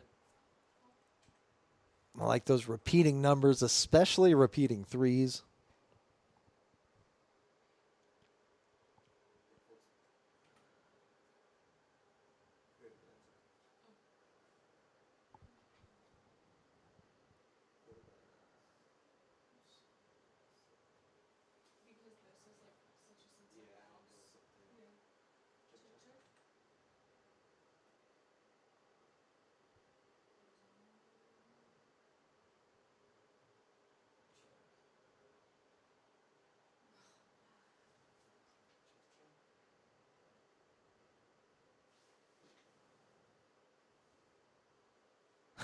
Do in the chat saying, as always, Chase's commentary is unrivaled the best with a bunch of medals.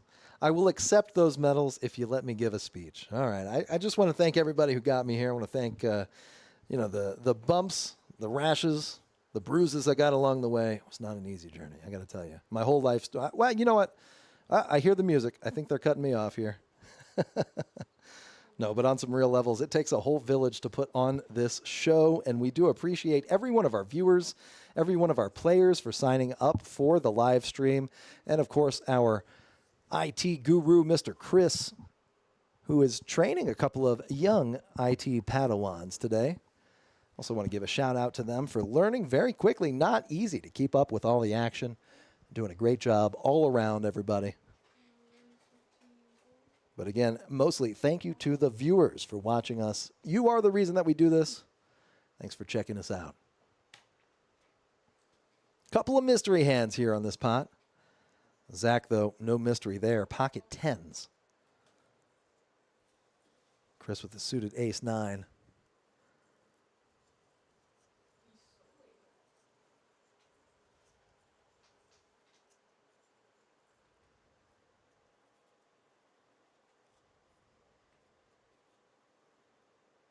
Brian makes the fold, and so does Chris.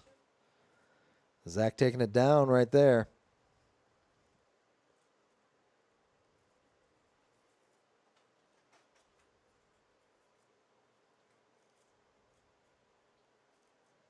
And number 33 on the books, the repeating numerals. Out of the way, at least until the next one.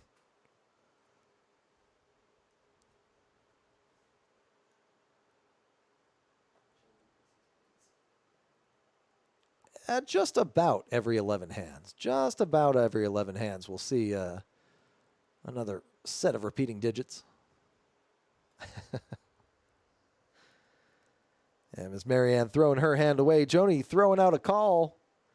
Looks like a raise from Brian. It could be a call. No, he doesn't have any red chips. Just a raise from Brian. Chris making some change there for him. Swiftly, might I add.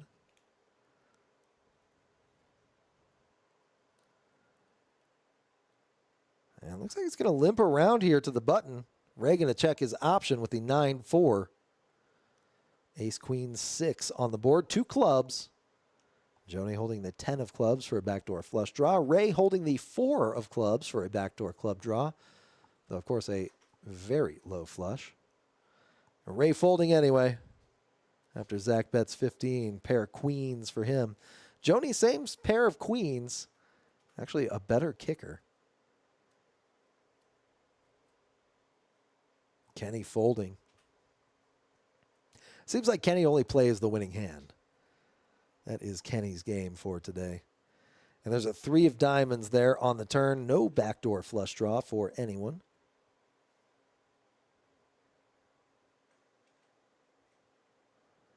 Checks to Zach. Looks like Zach checks as well. We are off to the river. And it's a 10. Joni with 2 pair. Going to throw out a bet. And that'll do it right there. Joni chipping up once again. $100 in the pot. $50 in profit. And I do believe Basil may have gotten up from the table. That might be the hit and run that he was talking about. Nope, he's sitting back down. I thought I saw a chip rack. Maybe just coloring up. I see 2. Maybe Dave got up. I don't think I see any chips over there.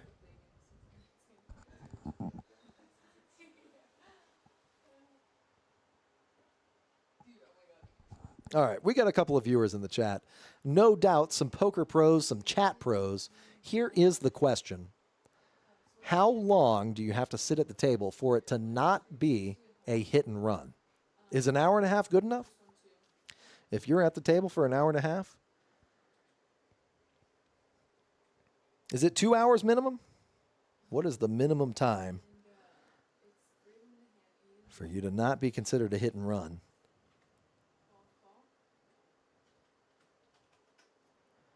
Brian with the pocket 3s. Kenny with the ace-deuce suited. Now it's Ray with the queen 10 this time. And Marianne's got the ace-8 suited on the button. The ace of spades. That is what we call an all-in hand right there. Anytime you see the ace of spades, you got to go all in. King 6-4. 1 diamond for Kenny.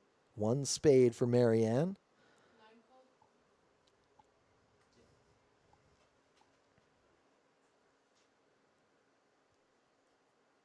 And Marianne going to check. No pair. Looks like the best hand right now is Brian until that 7 comes off. Zach with the pair of 6s. My bad. Brian shaking his head, throwing out a check. Kenny with the ace-deuce with the nut flush draw here. Brian in the chat saying 90 minutes is the minimum after the hit. So not total table time for it to not be considered a hit and run, unless the person mentioned leaving at a certain time prior to the hit. I think that's pretty fair, I'm going to say. And Kenny going to win the pot again. Kenny's game. Now, Brian, I think that is fair. 90 minutes after the big hit.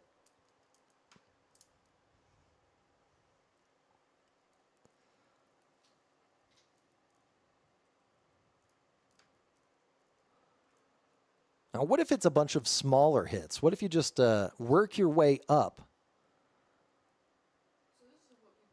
and then take off? Is it more polite to purposely lose a pot or just throw your money in bad? Ooh, Luke saying hour and a half total. Also, there's that 90-minute number once again. If you hit at the end of your session, an orbit is more than enough. That kind of answers my second question there. What if you just slowly work your way up as long as you've been there for an hour and a half? It seems like another orbit is pretty good.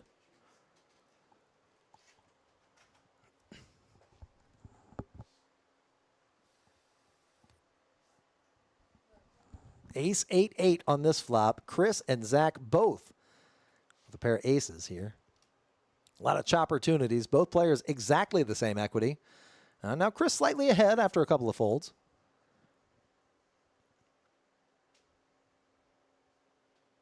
Brian saying smaller hits are always acceptable. You can leave after those, no problem. So the problem comes in if you get a double or maybe even a triple up, I guess. And there's a king, almost ensuring a chop. Any deuce or tray will be inconsequential. And there's the split right there as the jack comes off on the river.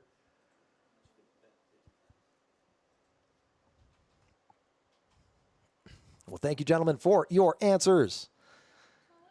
This quiz round brought to you by Brian and Luke.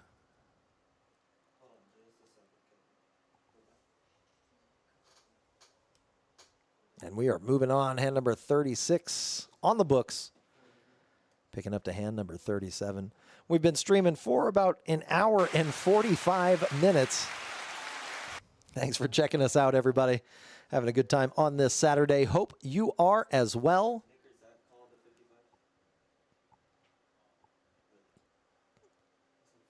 We got Moses in the chat. Maybe still at the volleyball game, watching on his phone. Dedicated fan right there. We got Brian and Luke talking poker etiquette. We've got Dew and Megan talking about that excellent commentary. Of course, I joke. And we've got Ham in the chat as well. Yeah, Brian, I totally agree with that. Absolutely. If someone's a low buy-in coming in for the min or close to the min and they 2x or 3x and leave right after, that is poor taste. It is nice to sit around, play a couple of hands after you 2x or 3x your min.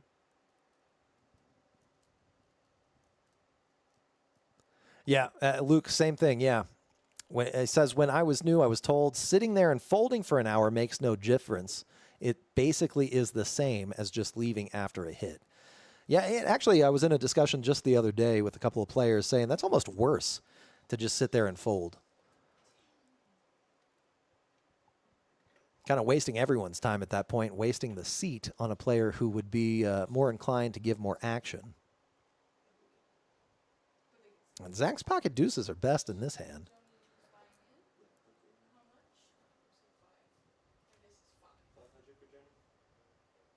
And in fact, the discussion I was having was kind of a mix between Luke, your comment, and Brian, your comment, which was if you buy in for the minimum 2x or 3x and then sit there and fold for 3 hours, that is probably the ultimate poor taste.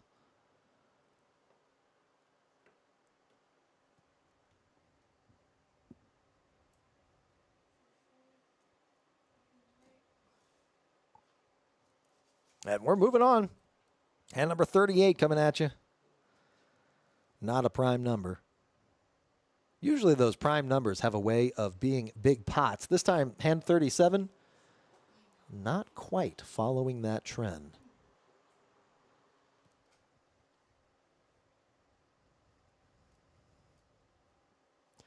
But we do have Kenny here under the gun. King 8 offsuit. He's going to limp. Luke, this game is at KoJack's in Midland, Texas. Check us out on Poker Atlas. We've almost always got some crazy action here. Luke also throwing a compliment. Thank you, man. Great commentary, by the way. I appreciate you, buddy. Having a good time on this Saturday. We're in Midland, Texas. I might be a little biased, but I think poker capital of the world. The ace, queen, 10 hits the board here. Kenny looking for a jack for Broadway. Brian already holding Broadway. Brian bets, Kenny folds. Brian taking down that pot. Ruben in the chat saying to tell Brian he needs to put on a UT hat. You know what? I don't even remember what kind of hat Brian's wearing. I'm sure it's LSU. It would be sacrilege for him to put on that UT hat.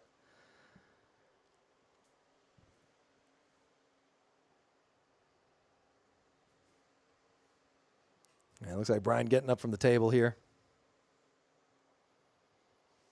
And Basil with the WPT Steps hat. I like it. A little World Poker Tour representation.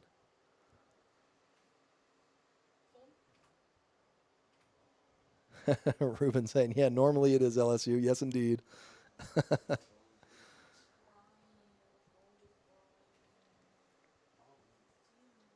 it looks like we've got a seat open. Now, we are running on a 15-minute delay. So if you're watching this, you're nearby, you want to get in on this game in 15 minutes. I can't promise anything, but 15 minutes ago, that seat was open. And we've got a dealer change here, so we've got another double board PLO bomb pot coming at you. 4 cards for each player, 2 boards for the whole table. First board is all clubs, ace, 8, 6. Second board, also an ace, this time accompanied with 2 5s. Lots of cards coming out here. Zach with a pair of kings. Ray with 9, 8, Trey deuce. Pretty good wheel wrap for that top board there. See, anybody holding a 5? Looks like Basil's holding a 5. No ace, no Trey to go with it, though. No boat as of yet. Nobody with the pocket aces either. Who's got clubs? Ray has the 9 high flush. Chris with the queen high flush. That would be the second nut flush by my count.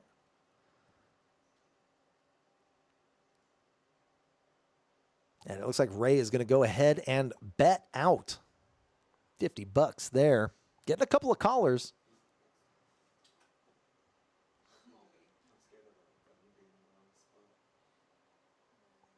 Yeah, Chris ahead right now. There's a 4th club, actually a 4 of clubs right there on the river.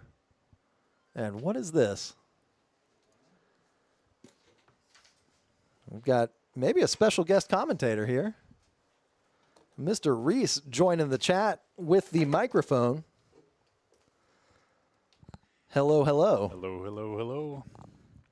That opera voice jumping on in. How you been, sir? Oh, just drove into town checking out this 5 on the button Saturday. I've been watching these online. They're a lot of fun. Yeah, we're having a great time, especially on Saturday. Yeah, anybody who wants to come be on the live stream, Saturday is your day. Saturday is the day. It looks like we've got Mr. Ham signing up for the live stream on the 7th, so that'll be pretty good. Yep. There's a table, almost 2 tables going out on the outer floor. I just came into the room, and I think a few of those are on the waiting list for the stream tonight, but there's plenty of action, and it's early on this Saturday. Yeah, there is plenty of action. First pot we had, bomb pot, $2,000 in the middle. $2,000 bomb pot off the rip. Off the rip, hand number 1. We've seen a couple of 4-digit pots so far today.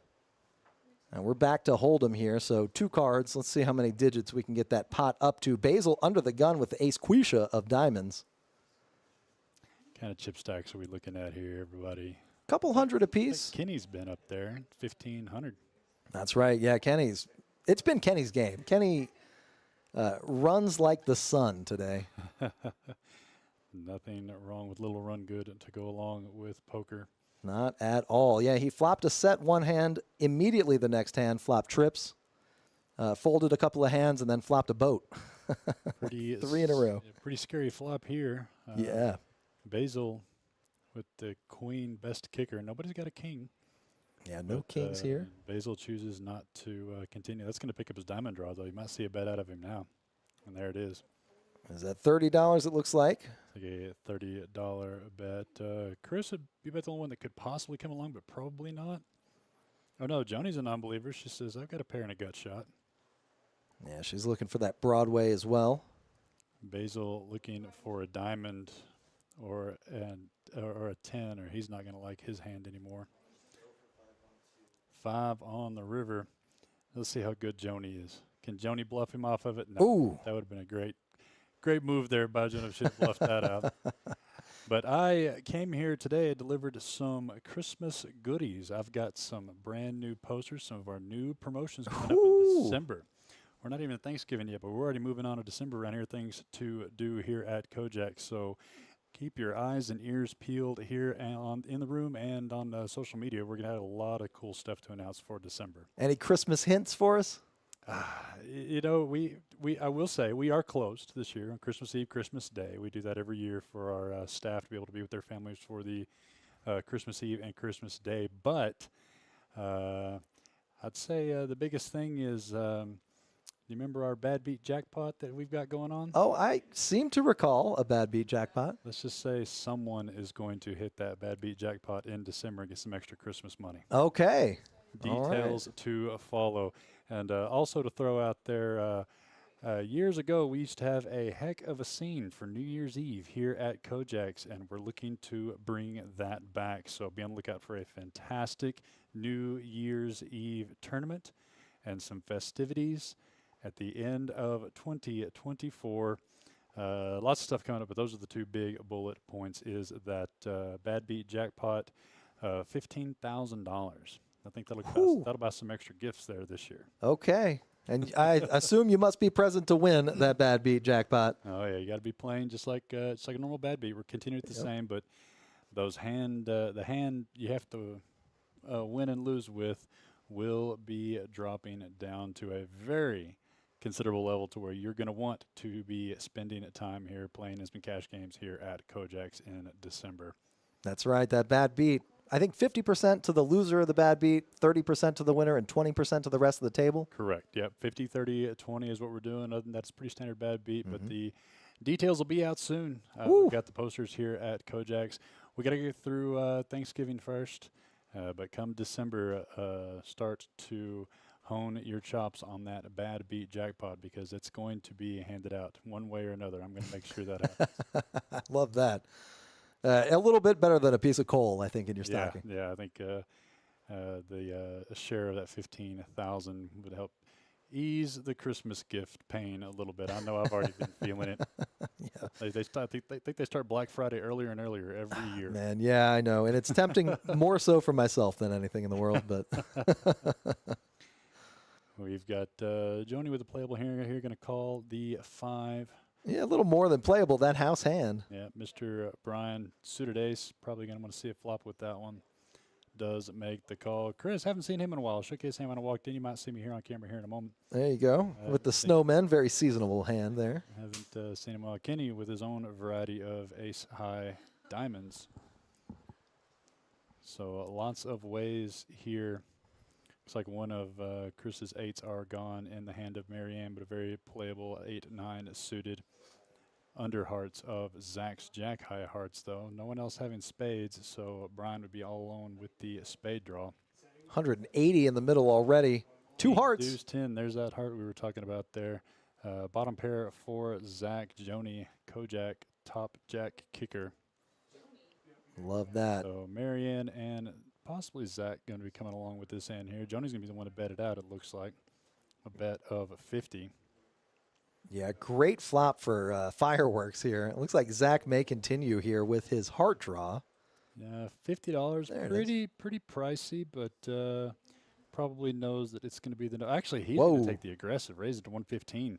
Marianne all in. Don't mind the lay down there by Miss Marianne. Joni, tough one here with just a jack kicker, no redraw.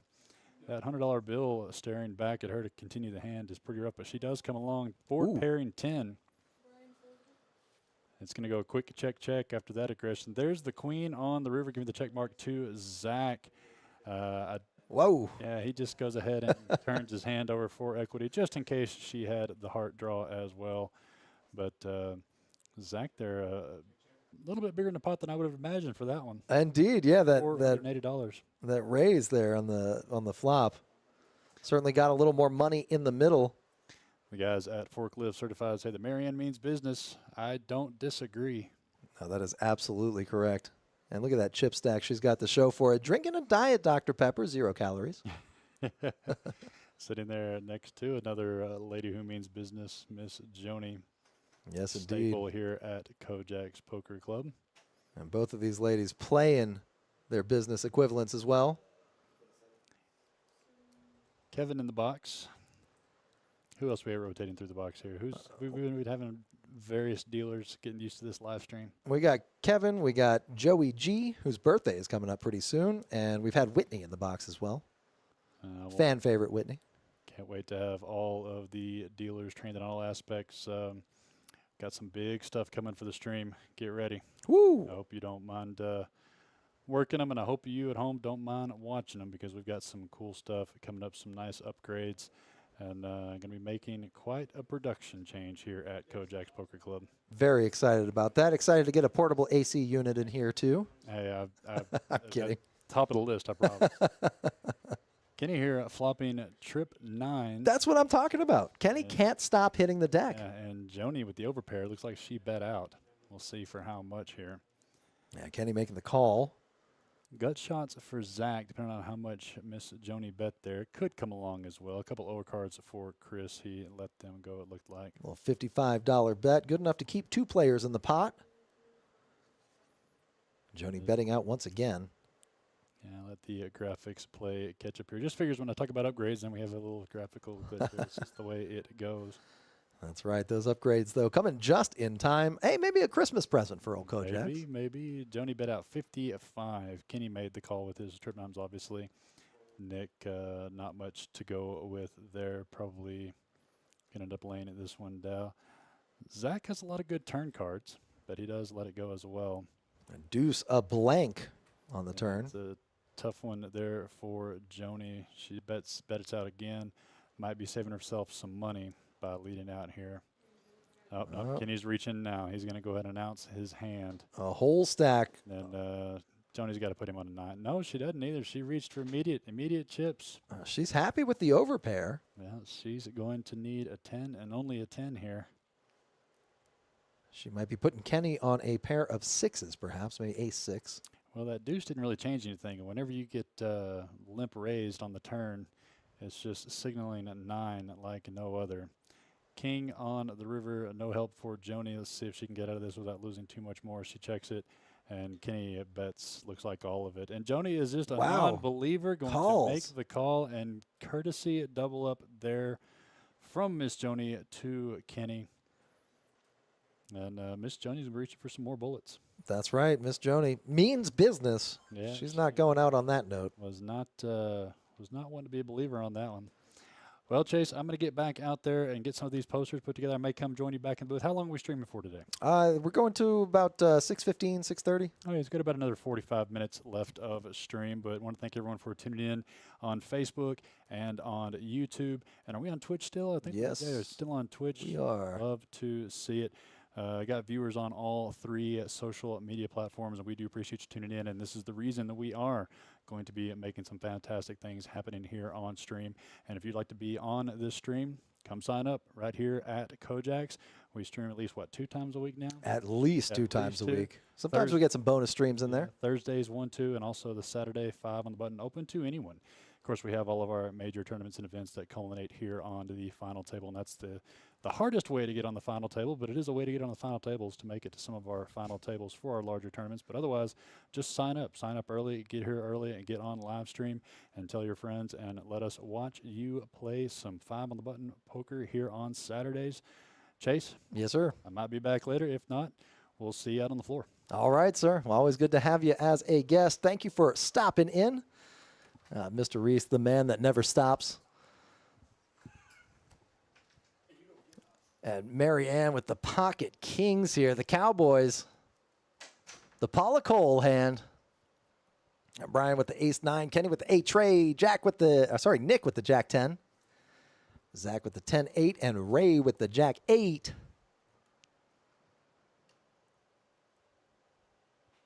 Small raise from Zach there. Raised to 15. No callers. I'm kidding. We are 6 ways to the flop with 90 in the middle. Ace-9 flopping 2 pair. Marianne can't be feeling good about that ace on the flop. They call those Cowboys ace magnets, and this is a perfect example right here. Brian finally catching some heat. Really, the cards have just not been cooperating for him. Betting $85. It looks like he's getting raised by Kenny. Kenny also has 2 pair. Yikes. 2 pair versus 2 pair. Nick with the jack-10. Zach with the 10-8 of clubs. Does he decide to chase his club draw? Putting his cards together. Usually means fold. Is looking around, maybe trying to talk himself into or out of a call here.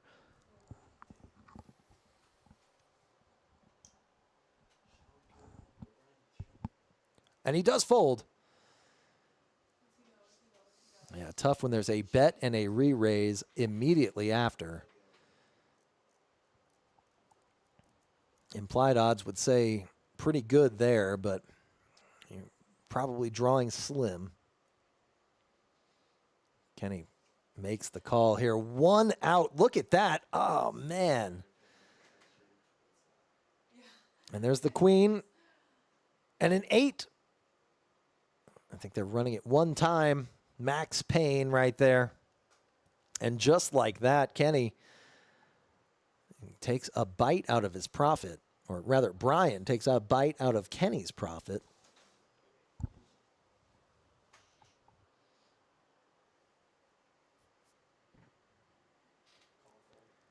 believe Kenny's still up on the session, though. Even after that.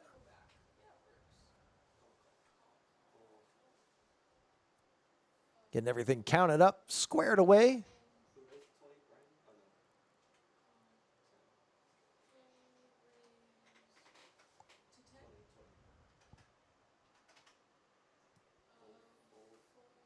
Kenny up $1,100 on the session before that pot.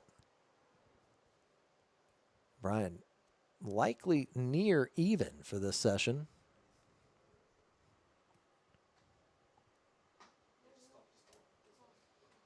And once that hand updates, I'll let you know. It looks like Kenny's still got about 520 in front of him.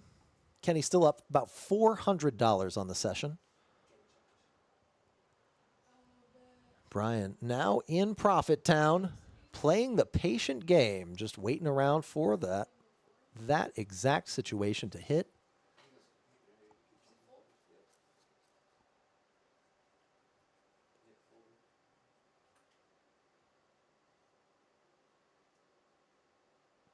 Now Joni with the 4 deuce. Brian looking down at the ace jack next hand. Chris with the king queen.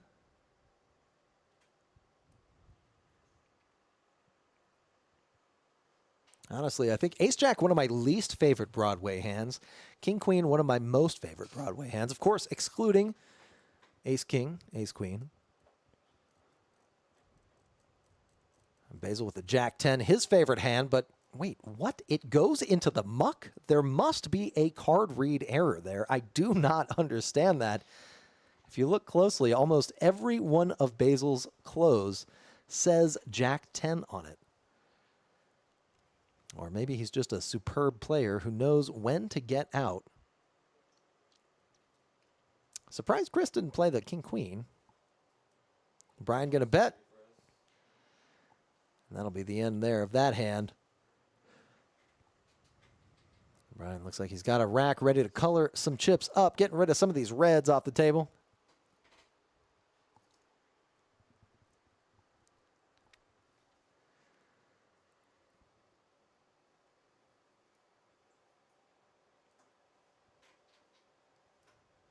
And we are moving on here. Had a visit from the man himself. Had Mr. Reese coming in for some guest commentary just moments ago. Got a lot of viewers in the chat. Thank you for checking us out. We've got some big things coming in December. That's what Reese was talking about.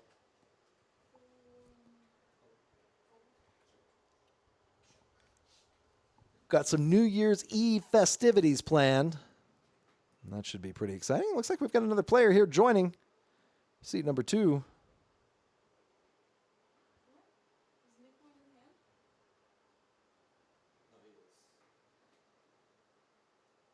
Flop comes out, King 10-4, 2 diamonds. Marianne with the 10-9 of diamonds, getting a pair and a flush draw, good enough for 73% equity 5 ways. Pretty good there.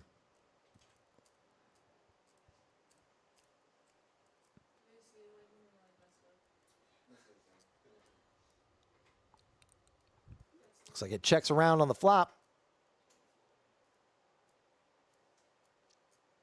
Marianne bets 25. Brian with the ace of diamonds. Makes the call.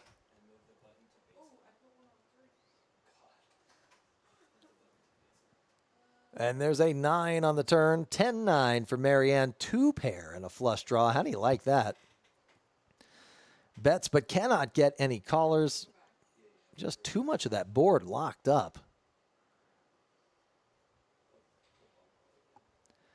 And we've got the next hand. Miss Marianne means business right now.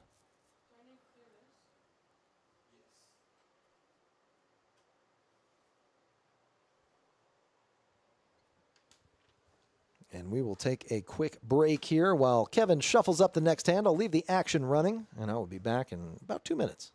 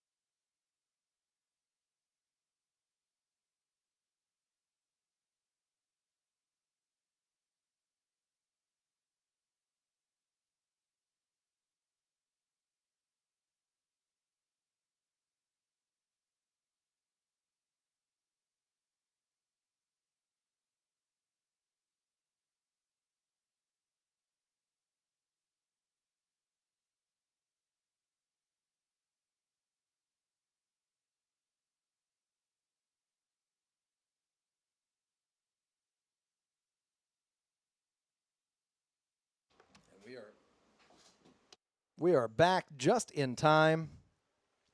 Shockload asking, how does the stream automatically know everyone's cards? That is the magic of technology. We're almost to 2025. We're living in the Jetsons' future. And thankfully, great advancements in poker technology have allowed us to read all the cards. No, we've got a guy underneath the table, and he can look through. No, I'm kidding also. We have RFID chips on all of the cards and on all of the boxes in front of the players. And that allows a little communication, NFC, a near-field communication, between the cards and the table. Yes, indeed, RFID in each card. The cards feel very different than most poker cards do. They're a lot stiffer. And actually, if you look closely after the cards have been used, you can kind of see a little circuitry underneath the cards. So it just communicates with the table communicates with our computer, and then we run on a 15-minute delay to prevent any sort of collusion. The operators of the graphics software are not able to see the cards, just the fact that the cards have been read. And then, of course, I'm looking at all the cards, 15 minutes delayed from when everything is happening. So pretty cool way to protect the integrity of the game while also allowing for things like this to happen. Shockload saying, thanks for the background. Yes, sir. Anytime. Anytime you got any questions, I'm here. Might have an answer. Maybe not. You never know. And we got Mr. Joe on the table here. Joe joining us in seat number 2.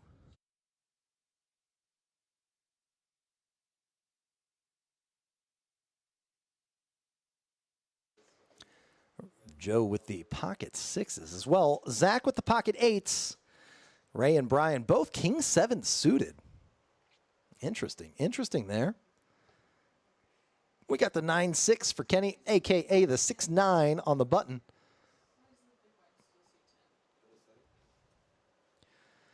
Kenny suffering a beat right before our break. Still in profit town. Still won enough money for a sweater from KoJack's. 4-4 Trey on the board. Rainbow. 1 spade for Brian. But he does fold. Now it's the battle of the overpairs here. Joe betting 30. Zach raising to 90. Joe's pocket 6s. He gets out of the way. Good fold right there. Actually, impressive stuff. Zach's pocket 8s were best. Joe able to sniff it out, getting out of the way. And Zach adds to his mountainous chip stack right there. Now, most players you'll see stack up their chips in 20s, a barrel as it's called. You can see Marianne with about 4 barrels in front of her. Ray with a couple of barrels. But I got to say, I do like when players stack up in stacks of 40s. Putting 2 barrels at a time there. And that looks like what Zach is doing.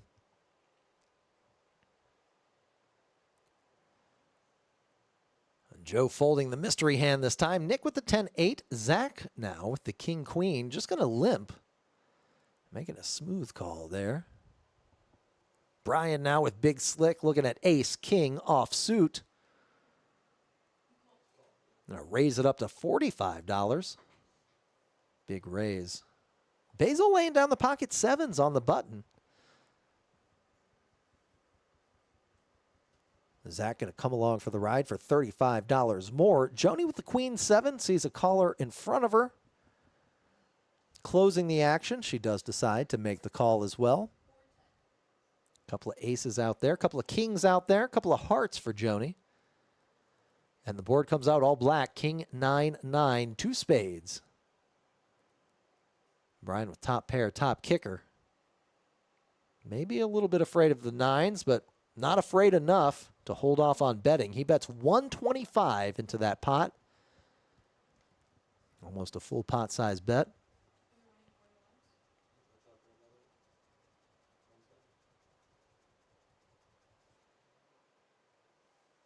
Zach thinking about it. King, queen. He does have the pair of kings.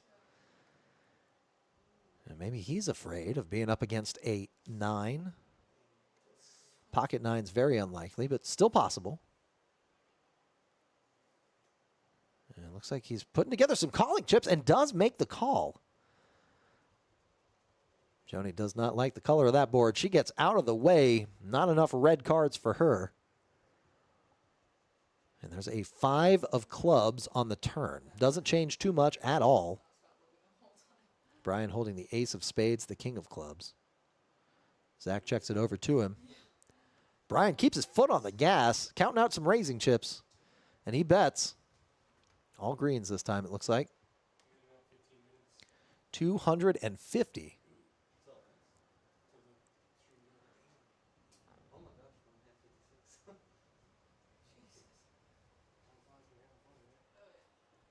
Zach with a decision to make here. Front door flush did not get there. Backdoor flush possible, depending on the river. He's holding the queen of clubs, blocking a few backdoor flush possibilities. Stacking up his chips. It looks like he announces fold, but no, he doesn't. He just is perplexed here. Brian taking a very strong line. Betting in later position, though. Zach may have a feeling Brian has ace-king. And he does fold the king-queen. Excellent fold right there. And Brian, look, smirking and nodding, saying, yeah, you knew exactly what I have. Shows a king.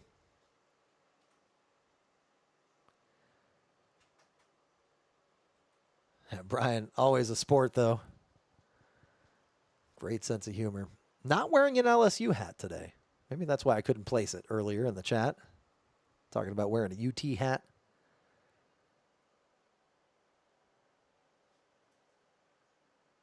And now we are moving on here. Hand number 50 on the books. Hand number 51 coming at you.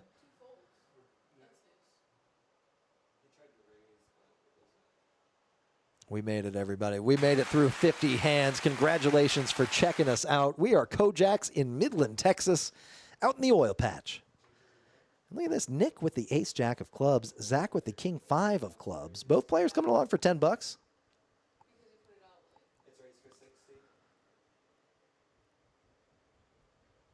Marianne with Charlie's hand, the 5 tray. Joni with the ace-10 suited. She's going to call. Brian 10-7 suited. Looks like he's going to call. Kenny raising it up with the queen 7 suited. Looking at the queen of spades. He likes what he sees.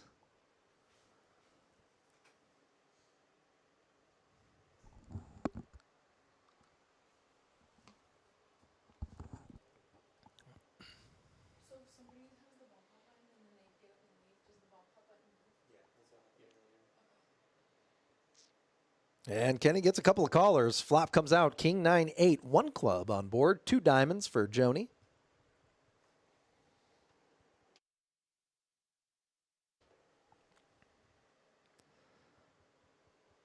Yeah, it looks like Brian's piecing out a bet here. Betting a little bit out of turn. Kenny was the pre-flop aggressor. Brian likes his up and down straight draw. Good enough to get Kenny to fold. Zach with the pocket, the pair of kings, he gets out of the way. And Joni's flush draw, she feels is strong enough to continue. She'll call 80 bucks.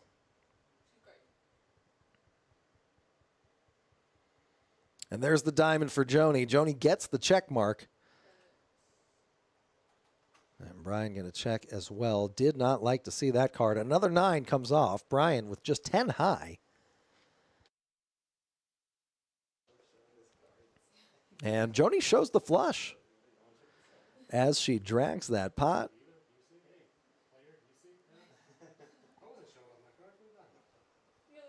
The nut flush there. We have been streaming for about 2.5 hours. Thanks, everybody, for watching. Certainly are having a good time. Now, I did get a peek at some of the things we've got planned for December. We're talking about that bad beat jackpot. And I did get to see some of the rules there. I got to say, yeah, it looks like we may hit that thing. So make sure to come out and play here at KoJack's.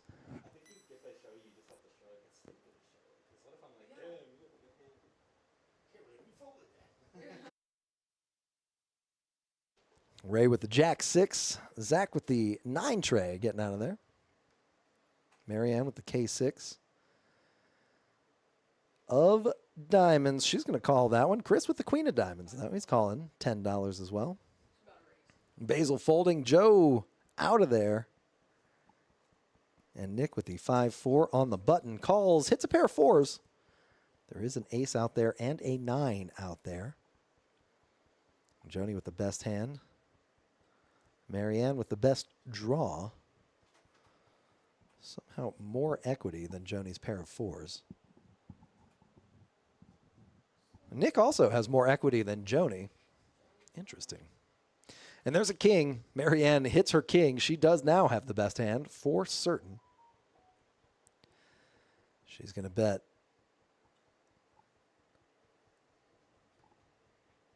And a 9 of diamonds on the river, pairing the board. Marianne bets. And Joni mucks.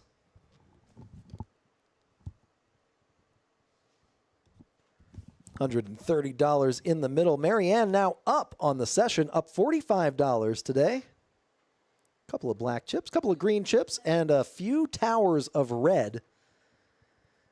Now we've got, I believe, our final dealer change on the session. We've got Miss Whitney coming in, fan favorite. One of my favorite dealers as well.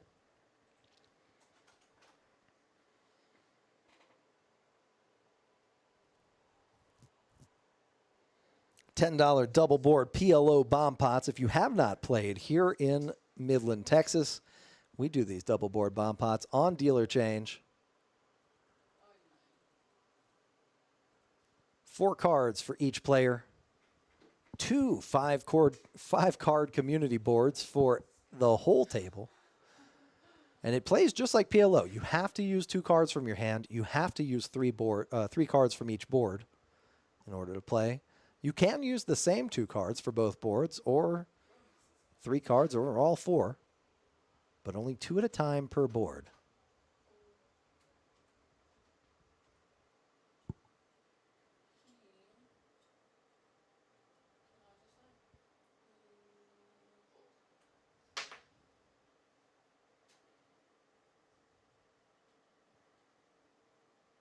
$100 in the middle. All 10 players are in.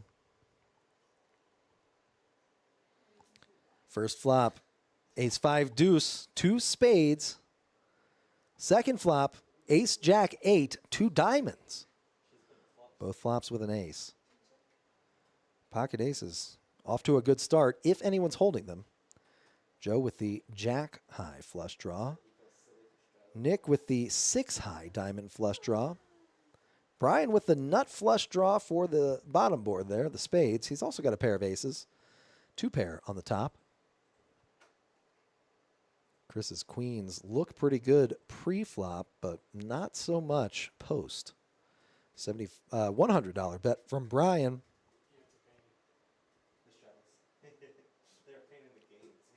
And it looks like Kenny's going all in here.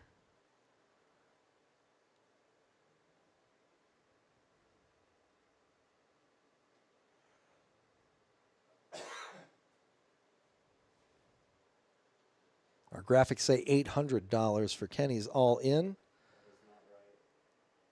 But it looks like he's only got 100 here.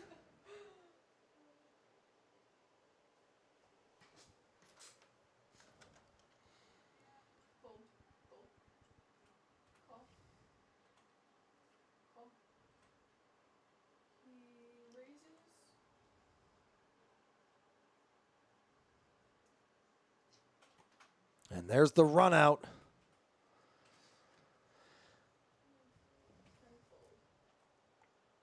Spades do not get there for Brian. But the 5-4 sure does. He makes the wheel.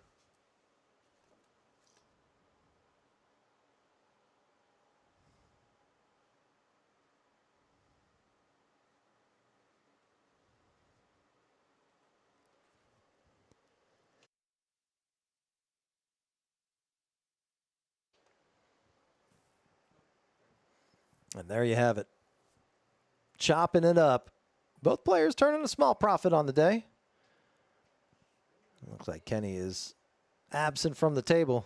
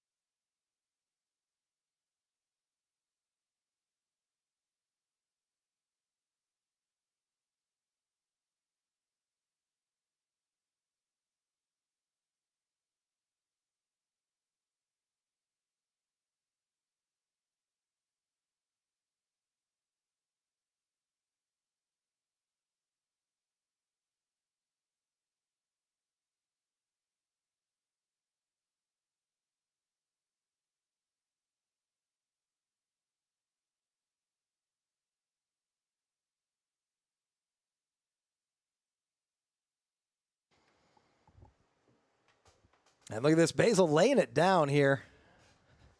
Jack 9 for Ray is the best hand. The ace queen, though, for Chris could come through for Broadway. He's got 2 opportunities. That 5 is no help.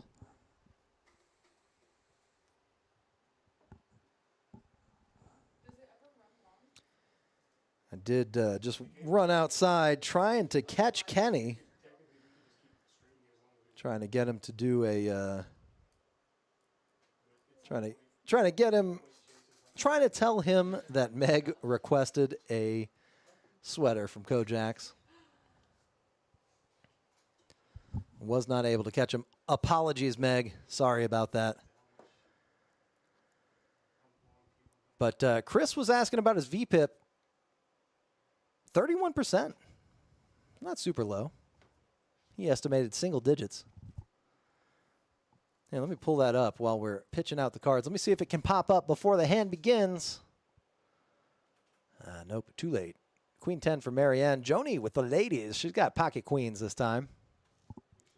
There's the VPIPs. Zach at 61%.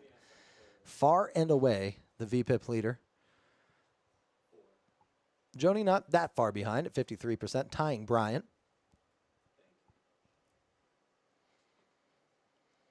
Chris with the ace-10, Nick with the pocket 7s.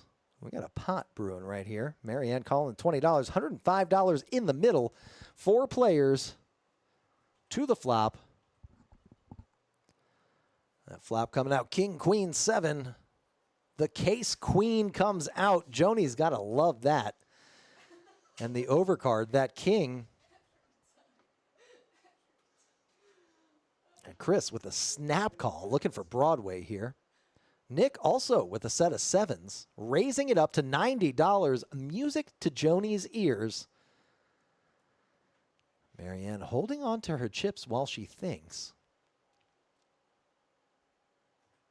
And she elects to fold, making the correct decision here. Joni going all in. Chris pitching his cards about as quickly as Joni shoves. We've got a set over set situation, $945 in the middle.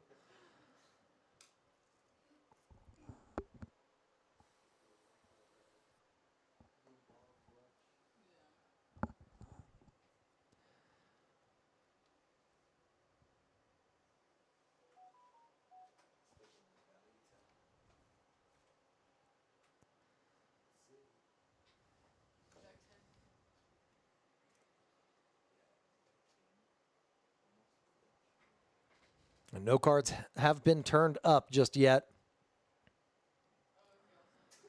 Both players undoubtedly think they have the best hand. Let's see if they're going once or twice.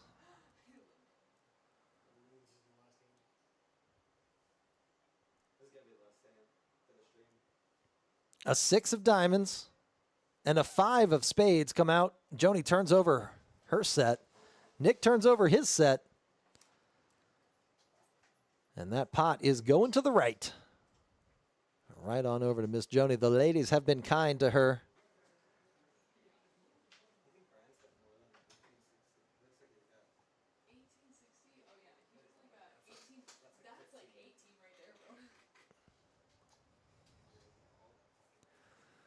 And we've got about 15 minutes left on the stream. Thank you, everybody, for checking us out. And make sure to come out to our bounty tournament tomorrow. And make sure to get here early. We're going to be during the early bird special. If you get here before the tournament begins or during level 1, you'll be eligible for 10,000 bonus chips. We got a 3K guarantee on that tournament. We've also got bounty biscuits in play, $50 per player. If you knock someone out, you get their bounty biscuit. You can turn that in at the cage for $50. Instant cash prize right there. So just knock out 4 players, and you are good for your buy-in right there. Let's get back to the action. Joni now with the K9 regular poodle today. Just the poodle. That's the first time we've seen the K9, I believe.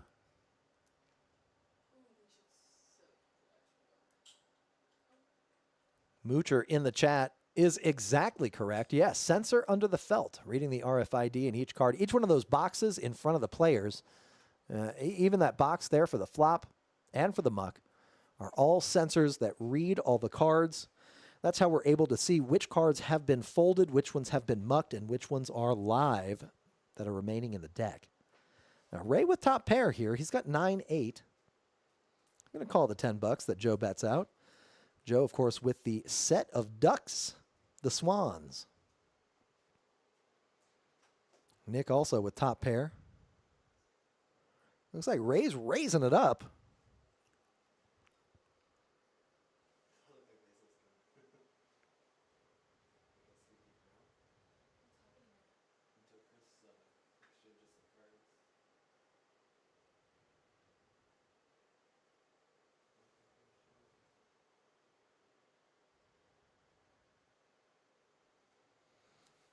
Small discussion on the intention of Joe there. Looks like he meant to raise it up to $60.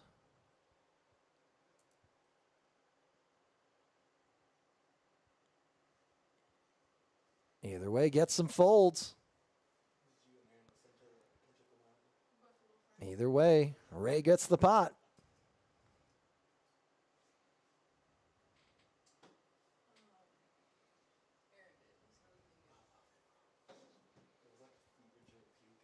And there we go. Moving on, hand number 57 coming at you. We've been streaming for about 2.5 hours. We've got about 10 minutes actually left on the stream.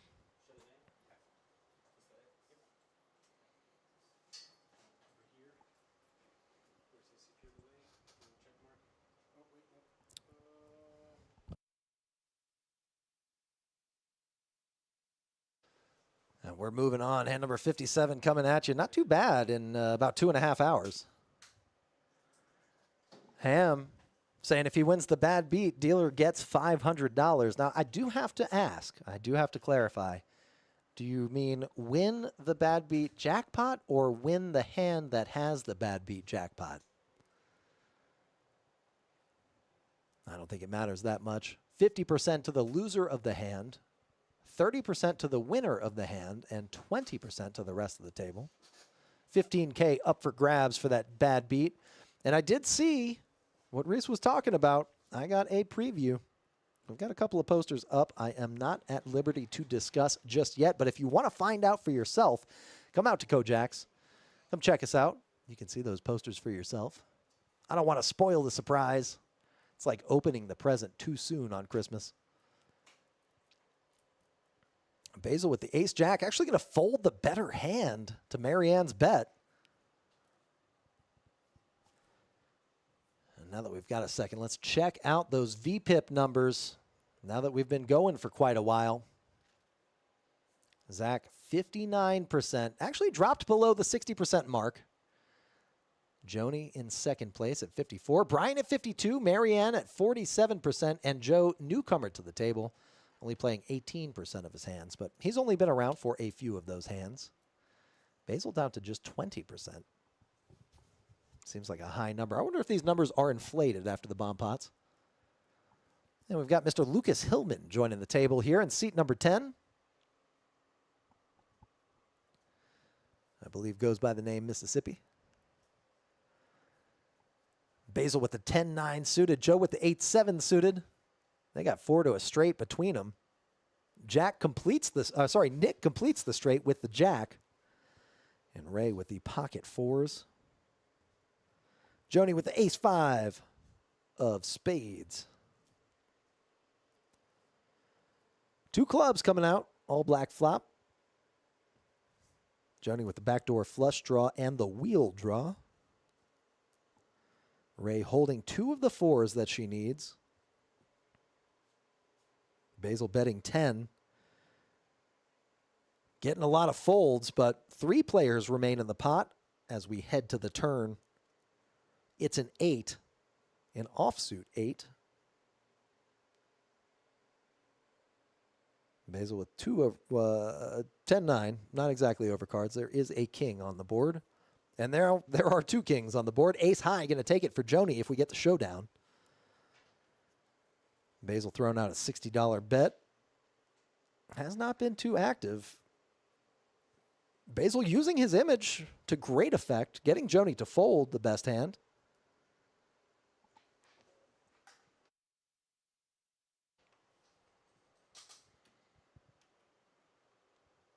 And just a couple minutes left on the stream. I believe we've got 2 more hands. Thank you, everybody, for joining us. You are the reason that we put on these live streams. We're bringing poker to the people. Thanks for checking us out. We are in Midland, Texas. If you are watching from far away, make us one of your stops next time you're out in West Texas. The oil patch is where we are located. We've almost always got big games running. We open at 4 p.m. on the weekdays, open at 2 p.m. on the weekends, and we go until the games break. Sometimes that's 6, 7 a.m. in the morning. Check us out on Poker Atlas if you have not downloaded that app already. We'll give you a good look at our active tables that we've got running, as well as our upcoming tournaments.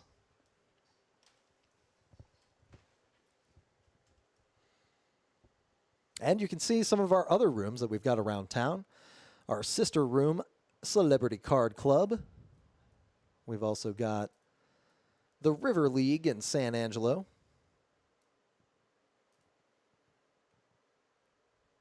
A lot of our poker superstars here on this Saturday are frequent members of the club.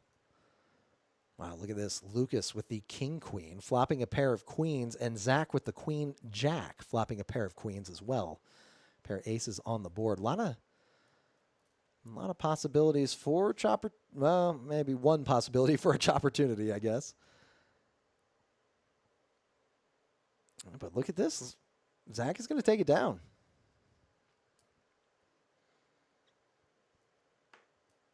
Probably about 2 hands left on that stream. Thank you again for checking us out. And don't forget about our bounty tournament tomorrow. Get here early. 2:30 p.m. is when it starts. $200 to enter. Get you a couple of chips and some a chair.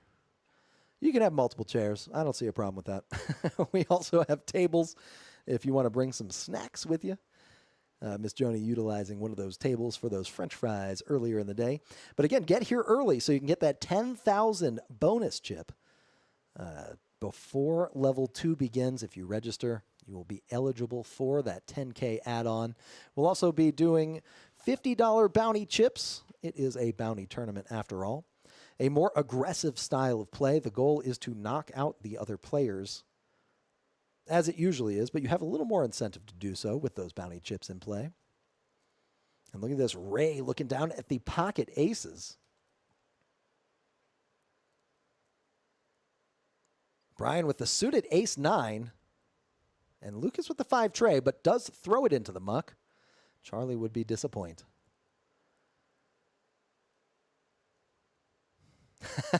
Do in the chat saying Basil has the first winning hand since he started watching. Poker is so sick. Yes, it is. We still need to get Basil to record that. That is Basil's catchphrase. He says, poker's so sick. And he is right, man. It is a sick game. And look at this. Ray's pocket aces absolutely crushed by Zach's trip sixes. Poker is so sick as we're talking about it. And not only that, Zach boats up on the turn. And Ray has the ace of spades. 3 spades out there. Ray excited to bet $75. Flush draw, over pair. But Zach excited to call. Oh, excited to raise to 150. Ray doesn't have much more behind. I don't expect Ray to... Oh, there he goes. He just calls. Really figured that for a shove or fold spot. Oh, and the deuce comes out. Zach bets in the dark. Ray almost can't believe it.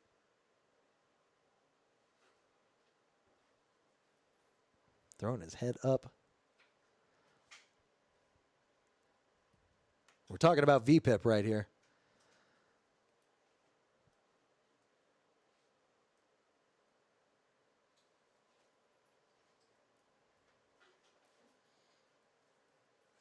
And Ray throws his chips in the middle. Zach will take it down.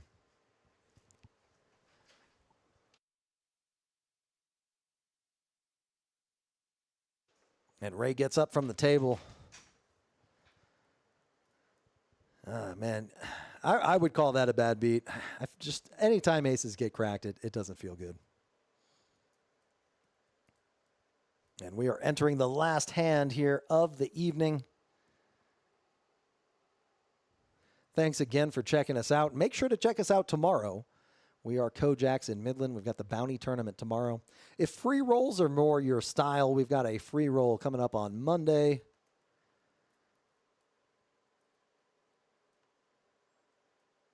$10 will get you a bonus add-on. You'll start out with $5K in chips for free. $10 will get you $10K in chips total. And we do add-ons in the first break. $100 will get you 100,000 in chips, or $50 will get you 40,000 in chips in that first break. Last hand of the night, a lot of clubs out there. Almost a royal out between these two players. King Jack for Nick and Queen 10 for Zach, both of the clubs variety. Let's see if the ace or 9 of clubs is in anyone's hand. It does not appear to be. Let's see both of those cards hit the flop. What do you think?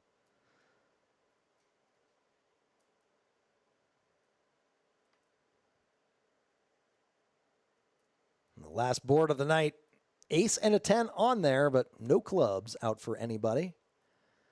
Zach flopping the pair of 10s.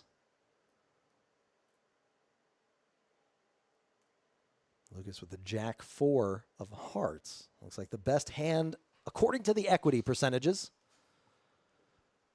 Basil letting the dealer look before he folds.